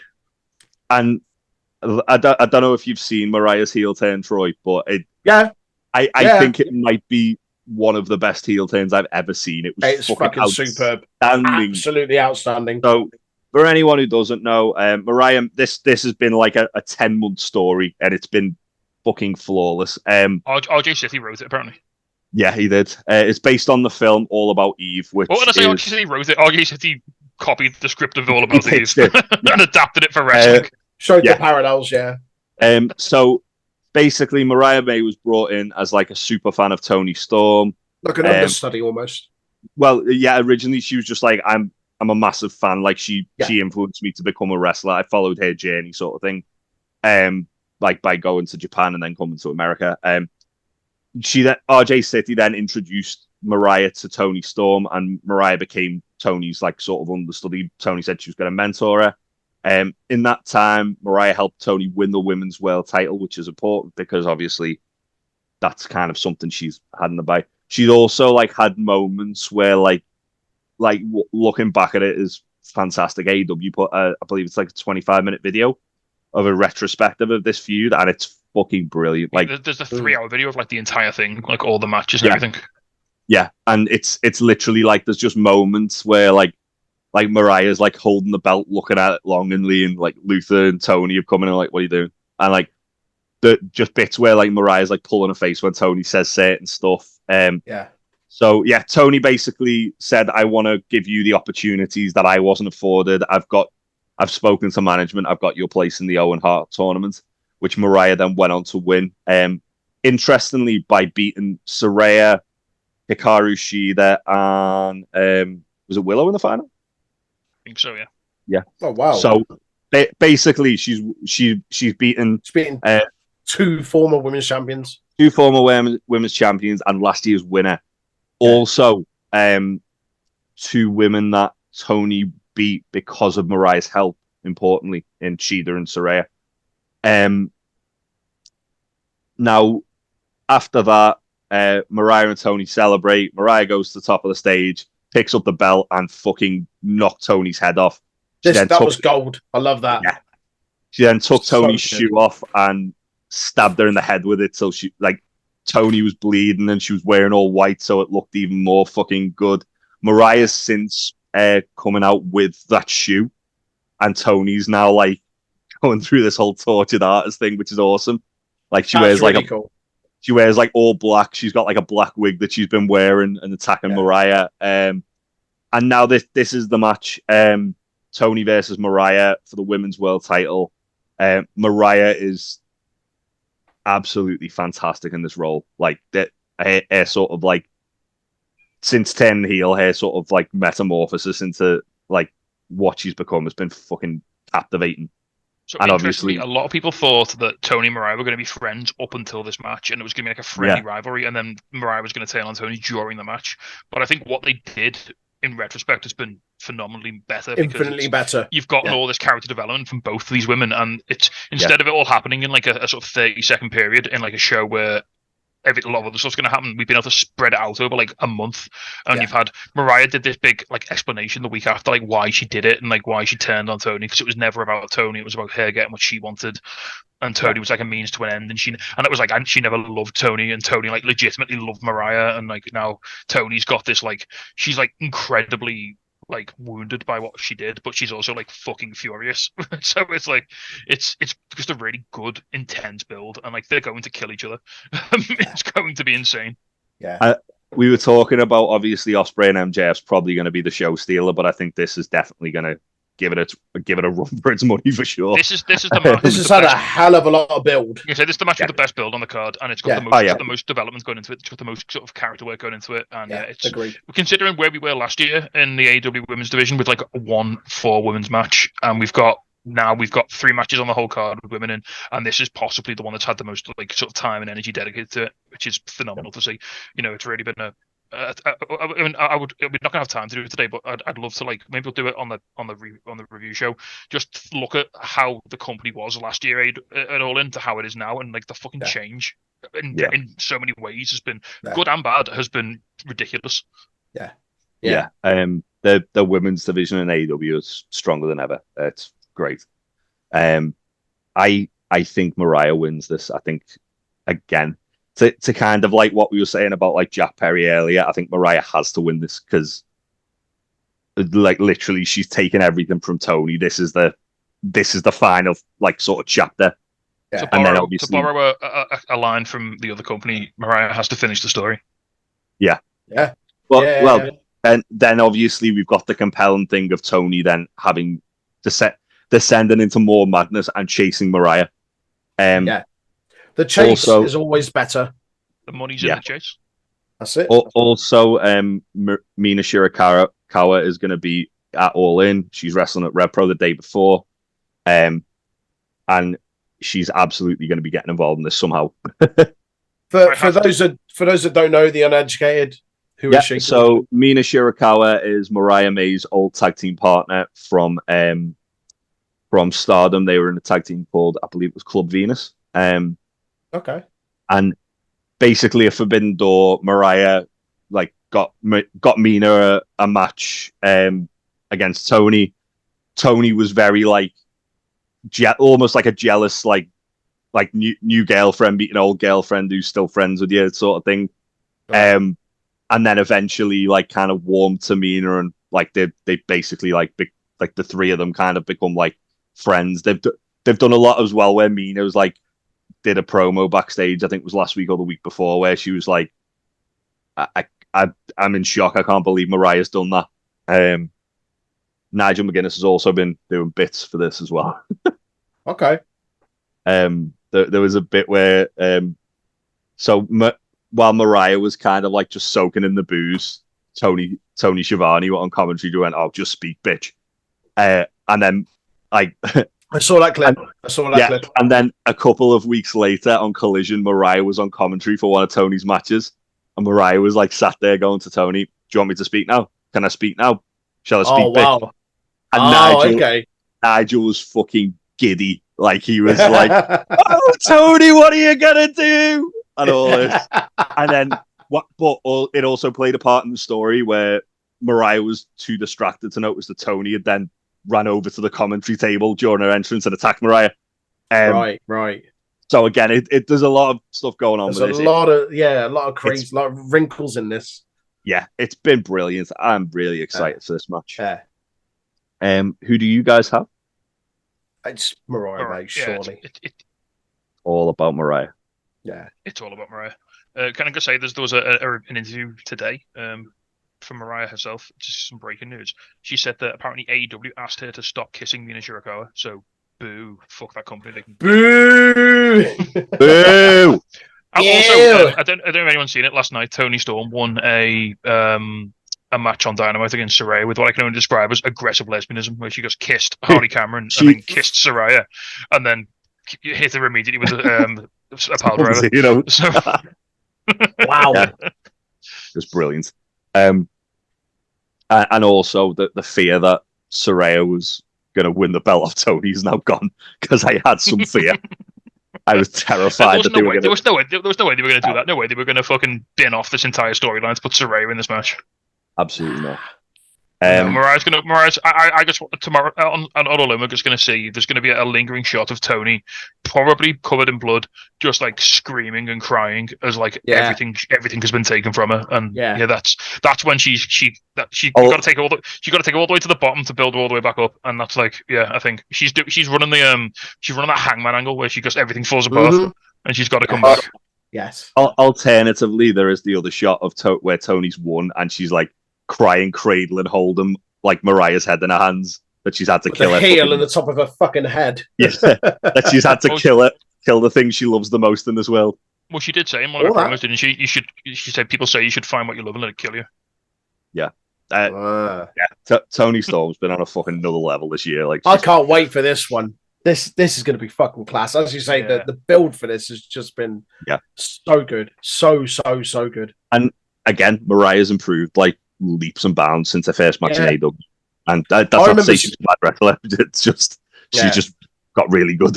Yeah, I remember seeing her a couple of years back when she was at Royal Quest, the New Japan Rev Pro, New Japan Rev Pro. Didn't think that much of her. I was like, she was all right, but didn't kind of stand out as she's going places. But to have seen the journey now and where she is, thoroughly deserved, like absolutely incredible. Turns out all you got to do is go to Japan and kick women really hard for like 12 months and then fucking have your way. Yeah, easy. Right, okay. Well, I know what's on my bucket list. Should we stick with red hot women's matches, or should we move on to a tag match that has no sauce? I was gonna say let's do the tag match with no sauce first. Because no sauce. Fuck me, this match is fucking ice cold. Yeah, really? It feels like I don't know. So last night, like everyone was red hot for all of the teams, but I just personally don't give much of a fuck, and I don't know why. Well, I know nothing about. Obviously, I know the teams in it. So I know nothing about the feud building into this. Like, just to come to Tasty first. Like, Why do you feel nothing for this? Because I think. So I talked. Remember we said before about we talked about how the women's division is in such a different place a year on from last year in AEW. I think over the last sort of 12 months, the tag division has sort of withered on the vine a little bit. This feels to me very much like an oh fuck, we didn't sign the Motor City Machine Guns, we've got to throw something together match. Yeah. Oh wow. And also, I just feel like in what is still a fairly stacked tag division, the best thing you can do is 3 teams that have already been multiple time champions. And including 2 teams that wrestled each other on the show last year. Yeah. Yeah, fair. I hadn't thought of it that way. The other thing as well which is weird, is that until literally about 4 weeks ago, they were pretty much building that it was going to be the Bucks versus the Acclaimed, which I was okay with. I wasn't. I was a bit disappointed because I think that as Ben said, there's teams that definitely deserve that spotlight more. But then a couple of weeks ago, FTR come back and they were like, oh yeah, we want to be at Wembley, and it was like, oh well, they're getting shoehorned in the match, which is pretty much what's happened. It's basically the Young Bucks have been saying that because they're EVPs, they don't need to defend the belt all the time. And they've kind of been holding the division hostage. And FTR and the Acclaimed are sort of the 2 teams that have been going after the Young Bucks. But to my point, there's a lot of teams coming up that I think are more deserving. I think Top Flight, for example, and Private they did it. The Private Party have been doing fucking bits. MXM Collection, my fucking boys, just give them the belts and fucking have them So to answer your actual question, Troy, why is this match happening sort of in storyline? So the Young Bucks got beat by the Acclaim. The Acclaim beat the Young Bucks in a eliminator match, so they get a future title shot. So they became number 1 contenders. And whilst this was all happening, Blood and Guts came around and FTR were injured. So the Young Bucks, the Acclaim stepped in to Blood and Guts and wrestled against the Elite and won, obviously. So now the Elite are So they now hold 2 victories over the Elite. Sort of, yeah. I mean, they weren't involved in the finish, but yes, technically they beat the Young Bucks twice, technically. Once in Blood and Guts and once in a match just before Blood and Guts. So then they cut a really good promo, the Acclaimed. And a lot of people on the internet are getting a bit fed up with Max Caster because he's getting a bit try-hardy, I think, sometimes with some of his promos and stuff. And it's starting to grate on a few people. Still massively over with the fans, on a wider scale. But remember when Mansour did that diss track on him? Yeah. So basically, then the Young Bucks have a match with the Acclaimed. Down the line, there's going to be a world title match, and then FTR just sort of rock back up and we want to challenge the Young Bucks All In. So just threw themselves in literally with no real rhyme or reason. Yeah, so then the Acclaim now are pissed off because their whole thing is, well, we did all the work. We beat them in the eliminator match. Yeah, and then we were in Blood and Guts. Walk in. We defended the company in Blood and Guts, and now you're just coming in and saying you're the number 1, you get the match at All In. Right. And so the Acclaimed have kind of gone a bit heel, trying to make out that FTR are not deserving, but obviously that doesn't really stack because FTR's body of work is no, they've actually, and then FTR is well, we've been here for 4 years doing it for week in, week out. There was as well, obviously the Acclaimed finally got their tag title shot last week, and the Bucks went to cheat. FTR come out to stop them from cheating, and Matt Jackson spat on Dax, and as the referee is turning round, and Dax just attacks him, and then because of that, the Young Bucks won the tag title match by DQ, which is why they obviously then ended up having this. They ended up having a number 1 contenders match on Collision last week, which went to a time limit draw, and now they're basically it's just a triple threat. But I see. To Ben's point, it feels the whole story feels weird. Yeah. Right. Okay. I mean, the match might be great. It'll probably be really good. The match will probably be really fun, but in terms of build, it's been there. It just feels like there's a big fucking hole of someone else who should have been in this, like probably the Motor City Machine Guns. It could have been Bucks versus Guns at All In. That would have been great. Obviously, they're probably going to WWE, so that's not going to happen. Or the GYV. Yeah, but Yeah, it just feels like this is an opportunity to put someone fresh in there, and they just didn't do it. Right. I mean, they literally the week after the Bucks won the tag titles, they started teasing that they were going to have a feud the top flight, which went nowhere. And it's like, what? Why aren't we getting the Bucks top flight? Because top flight are great. Well, with that, then, who do you think is going to win this? The Acclaim for the pop. Oh, fuck it, why not? Just get. I reckon the Bucks. I think and the Bucks going to retain. Fuck it. You've said the Bucks. You've said Acclaimed. I'll say FTR. Bold and gun. Why not? Let's go split on it. And I'm only there to hear FTR's fucking music because it sounds like something you'd hear at the darts, and it's hilarious. So, FTR's music is awesome, and I don't know if it came across on the TV show, but the entire crowd sang along last night, and it was great. Yeah, it's a bop. I don't dislike any of the people in this match, and I'm sure they'll have a really good match. I just wish you just don't like the reason for the match being as it is. Yeah, and I'm not one of these people who needs everything to have a million hours of build and storyline, but it just felt like it just feels a bit weird. It just feels like they threw it all together. Yeah. It definitely feels a little bit like a plan B. But yeah, next up, let's go to the match that you were alluding to before we spoke about that, Ben, which is Mercedes Moné defending against Dr. Britt Baker, DMD.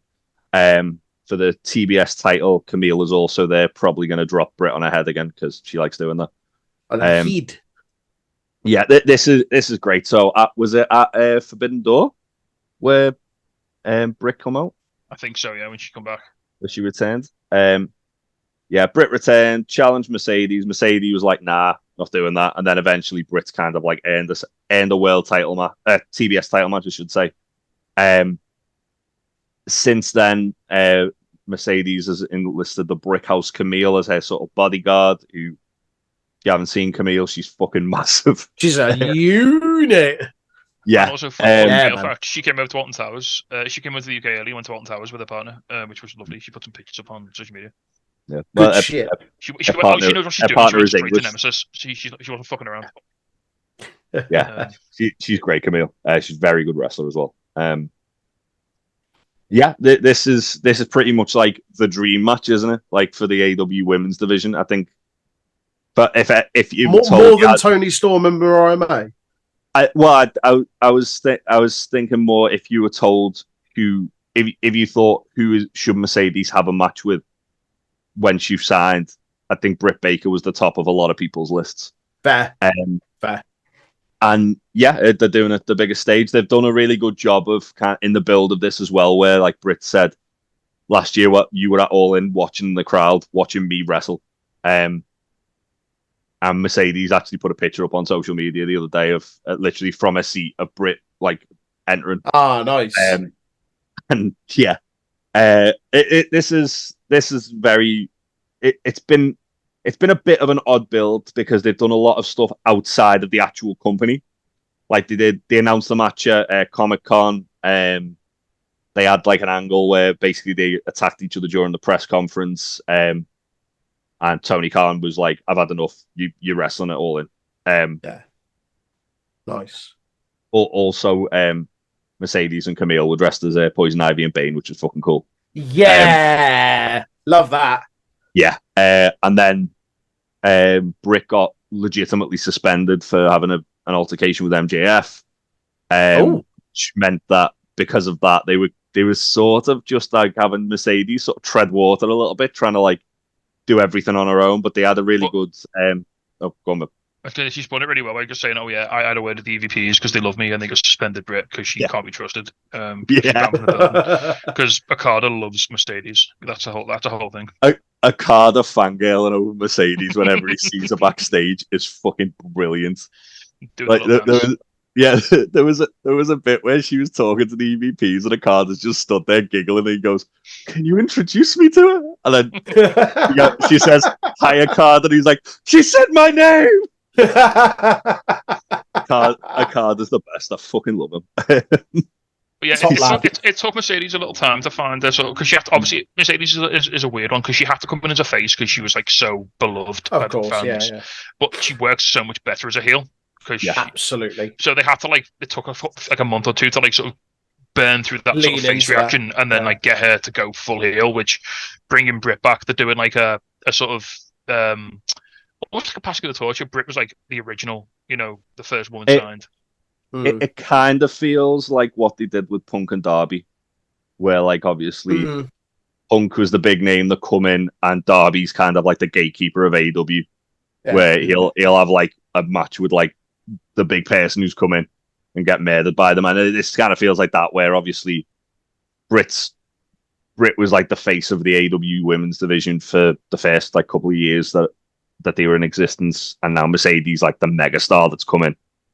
But it almost feels like Mercedes needs to win here to like not legitimize, but to sort of like cement her like title run. Yeah, sort of. I agree. This is like the final phase of her like onboarding into AEW, is that she has to like beat like the original like beat big the gatekeeper. Yeah. I think, like personally, I think Britt can afford the loss here.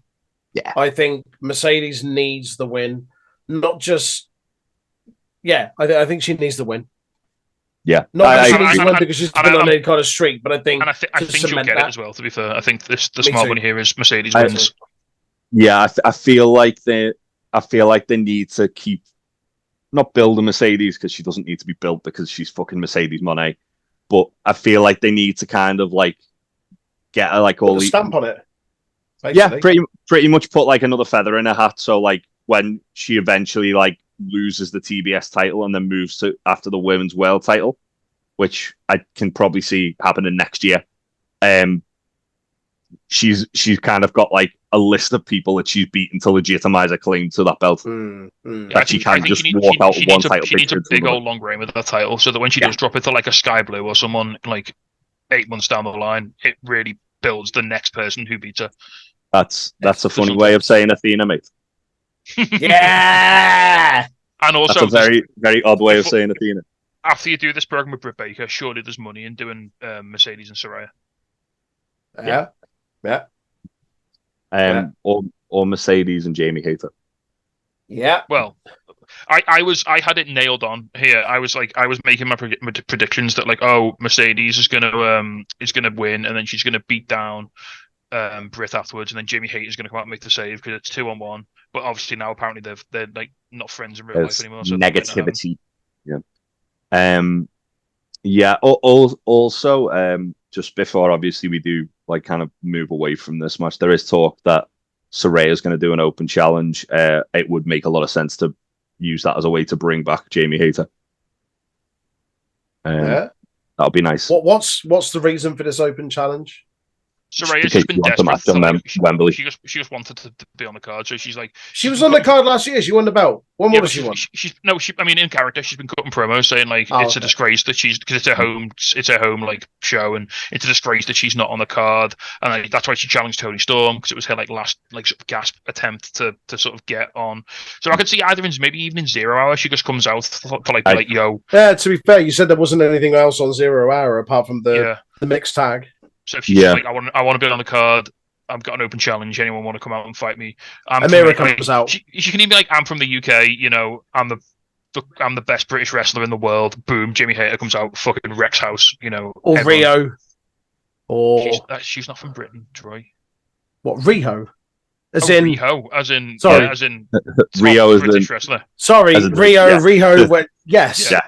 Rio as in Northwest Strong. Rio. Yes. Okay. Yeah.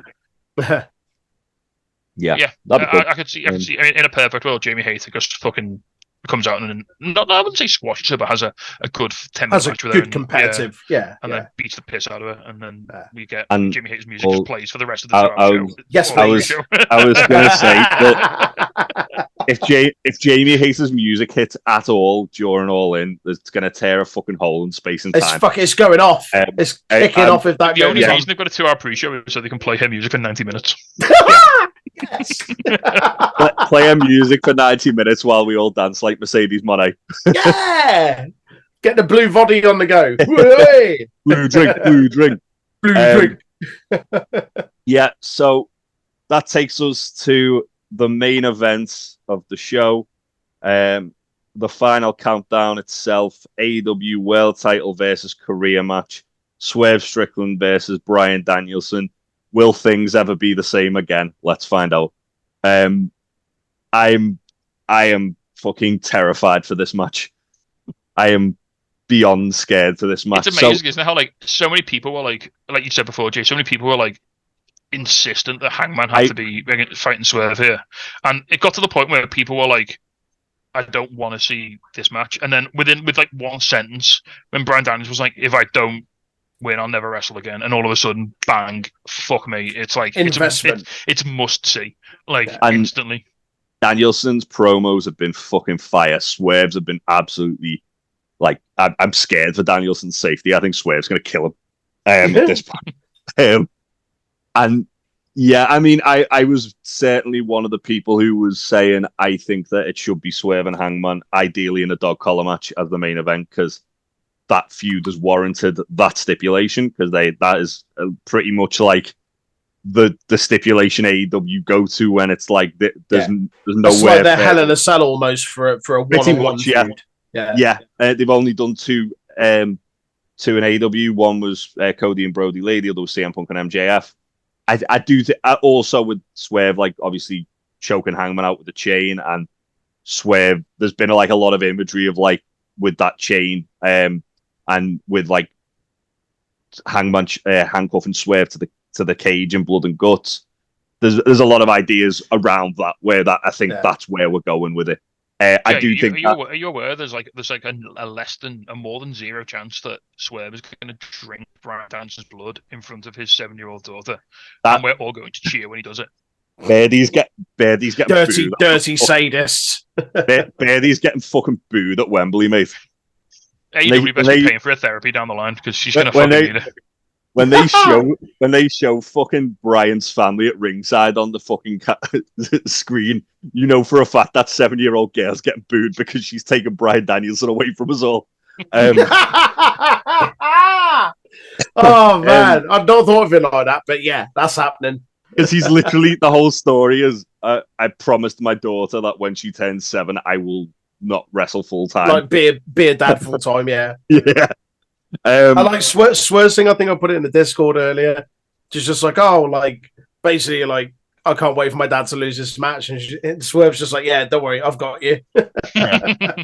So they did it. Like, Swerve's been more and more menacing, and also like the other things simmering in the background is obviously that's been triggering Hangman, because Swerve's been threatening to like break into Danielson's house and see the kids, and obviously. He did that to Hangman, and that's why Hangman's now a fucking cop. Little house call for the boys. Yeah, I mean, I don't know why Hangman was so upset. Fucking Swerve gave us the child a fucking Prince Nana shirt. I had to pay for that. Yeah, exactly. Prince Nana coffee in the kitchen. I don't know. Don't be so ungrateful. No, so obviously the story of Swerve's whole title reign, which has been really well done, has been like obviously he sort of turned face like as he won the title and like became like this beloved like character, and his title reign has been about him like having to slowly embrace his dark side to like sort of stay on top and like get a bit more sort of evil every time he wrestles, and like go to like the darker places to win all the time, and like that's it's sort of manifested now in like Swerve's not only like accepting that he's gonna have to retire Bryan Danielson, he's like wanting to do it. Like, and to the point where he came out last night, because Danielson's been doing all these interviews, and Danielson's great at doing this. Because like when it got announced that the stipulation, everyone was like, "Oh, Danielson's definitely going to win. No way he retires forever." And now he's been cutting all these like interviews saying, "You know what? I've had a 25-year career. I've done everything I wanted to do. I've fulfilled my wildest dreams. I don't care if this is my last match. I've done it all. I can go away peacefully." And now Swerve's like, "Well, I'm really pissed off now because I don't want you to make that decision. I want it to be me. I want this to be on me. Don't accept that it's going to happen." His actual words were, "You're disrespecting me saying that because it makes it feel like you've accepted you've accepted foregone conclusion against me." It's like it's not yours to give; it's mine to take. Yeah, I like that. That's nice. Yeah. And obviously, like Swerve then brought up Danielson's family. Danielson came out last night and was, "I'm the best fucking wrestler in the world. I'm Bryan fucking Danielson." He did two swears. They had to beat him twice. Little shit. But yeah, Swerve's gonna get his fucking head kicked in. Also, I don't know if they showed it on TV last night, but a really nice little detail when Danielson was like sort of celebrating in the ring, like with the fans. Nana was like physically dragging Swerve back, like behind the curtain. They did. Yeah. These guys are gonna fucking murder each other. It's gonna be incredible. Well, also the other thing to take into account was from last night was that Bryan Danielson was wearing the exact same outfit he wore when he had to retire. Oh, the checkered shirt. Yeah, like the exact same outfit, like to a fucking T. Like, you little bastard. Oh wow.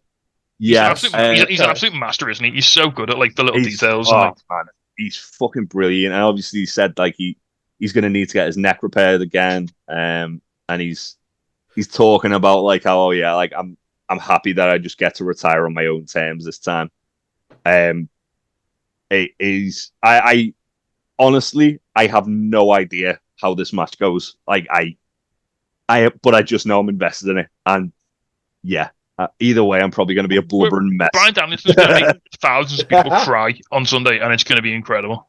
Yeah, because he won the world title, which he fucking deserves, and that's the other thing as well. Swerve's kind of like been bringing this up a lot to Bryan, where he said like there was that shot, wasn't there, where it was Bryan, Ricky Steamboat, and Jarrett were all in the ring, and Swerve then come out and was like, "Oh look, it's a world champion from their generation, a world champion from this generation. I'm the world champion. Where's yours, Bryan?" And he's just like it. It feels like Danielson should win, just to kind of give him his flowers. Said the other week, didn't he? He's lost like the last 9 championship matches. 19. Yeah. Oh wow. Yeah, it's gonna be a fucking emotional roller coaster. I think Swerve's gonna do some terrible things to Bryan. I think Bryan's gonna do his fucking faking a seizure when he gets dropped on his head. I don't know who's gonna win this, but there's gonna be a near fall in this match that's gonna make grown men burst into tears. There's 3 of them here, and yet you're looking at some of them right now. Yeah, I mean. As I say, like I think Danielson, not that he needs it, but he definitely deserves it. Like he's been like the kind of he's the guy that stepped up when all the CM Punk shit was going down and like kind of like united the locker room backstage. He does obviously there's Deputy Danielson memes because he does all the fucking like disciplinary stuff and stuff like that. But also, when you look at like some of the matches he's had in his run in AEW and how important he's made people feel, like Ospreay, MJF, Hangman, Garcia. That run he had with Daniel Garcia made me feel like a huge deal. Yeah. Eddie Kingston,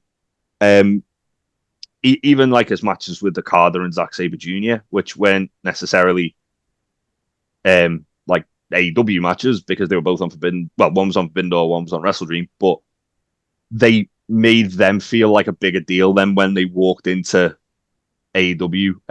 His matches with Ricky Starks last year, like the match with Kenny.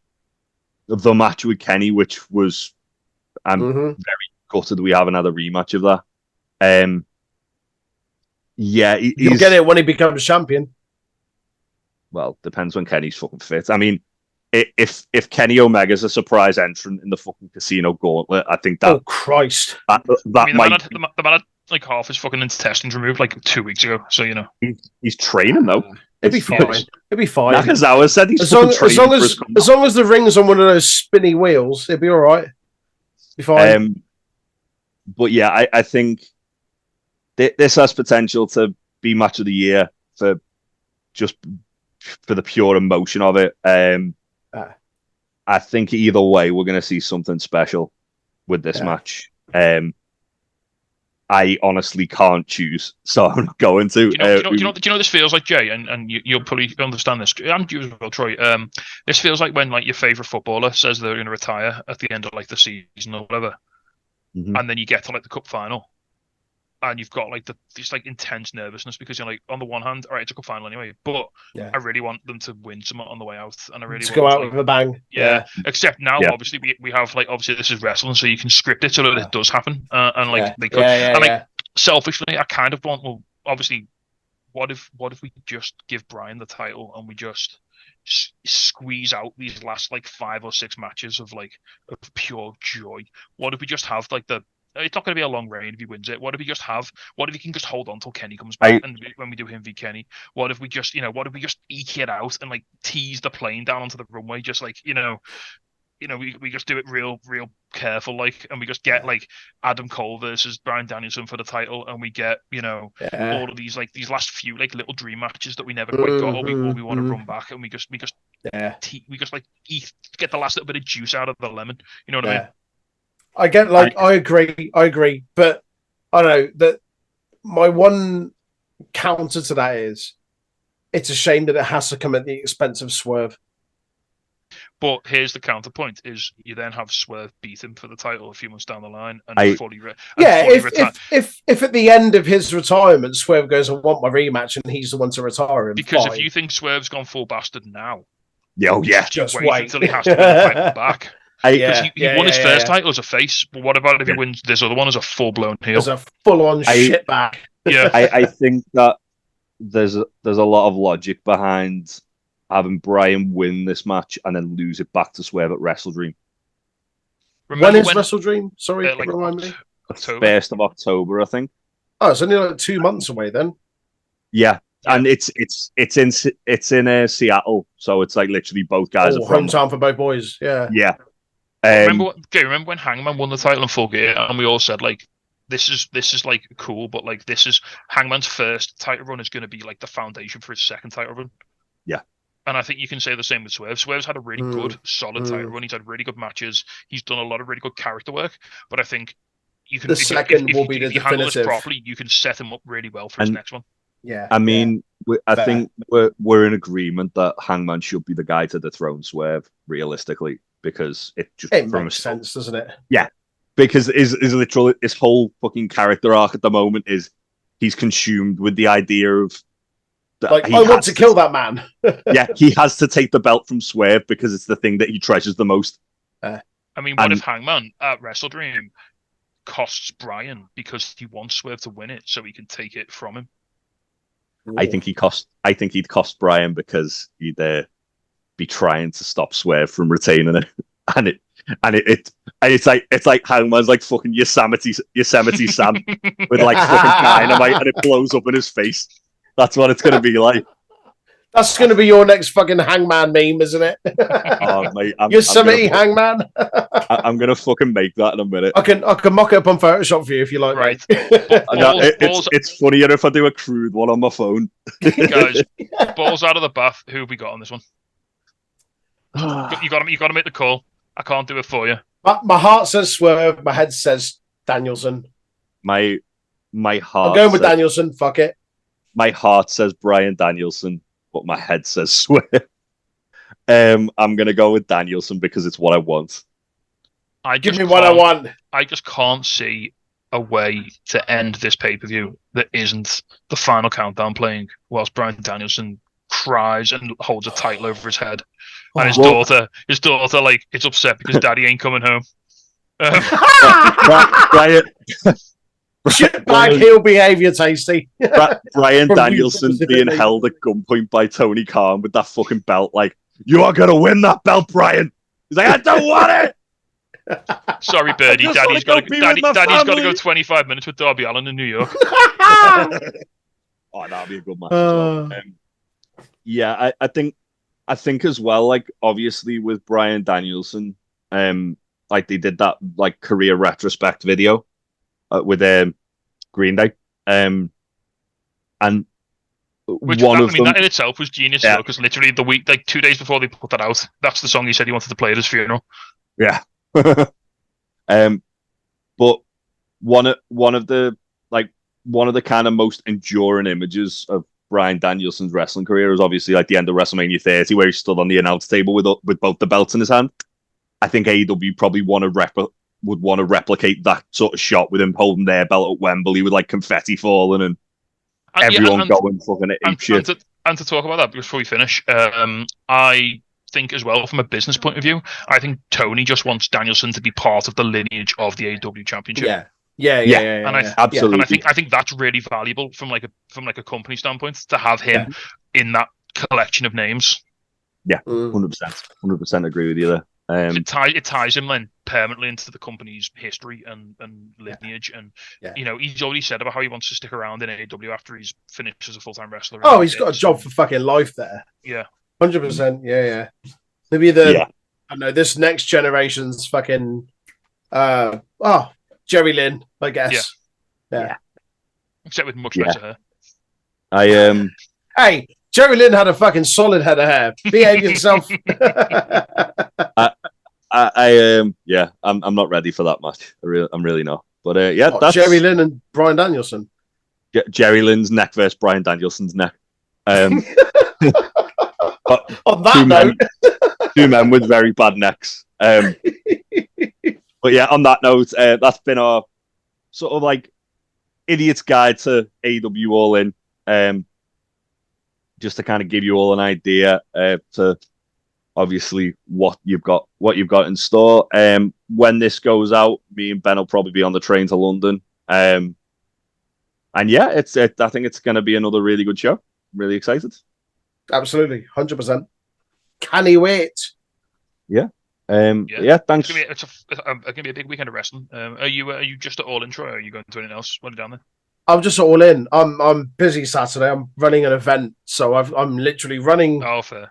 Running a gaming event on the Saturday, and then packing that away quick time and driving straight down to London. Oh, fair. Well, hopefully we'll get a chance to meet up and have a quick bev. Or something. No, I'd love to. I will be there, but it's going to be. I think we've discussed making our way down to Wembley anyway. I'm together on the Sunday, so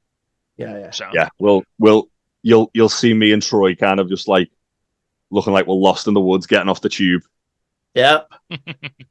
Well, I've plenty of stickers to give about as well. I've got a pile of them somewhere. I've got tons of the fucking things. There they are. A wedge. Yeah, we'll be giving out stickers. If you want to come say hello, we'd be more than happy to speak to you. On that note, thanks for joining us, and we'll see you on the next one. Bye. Bye.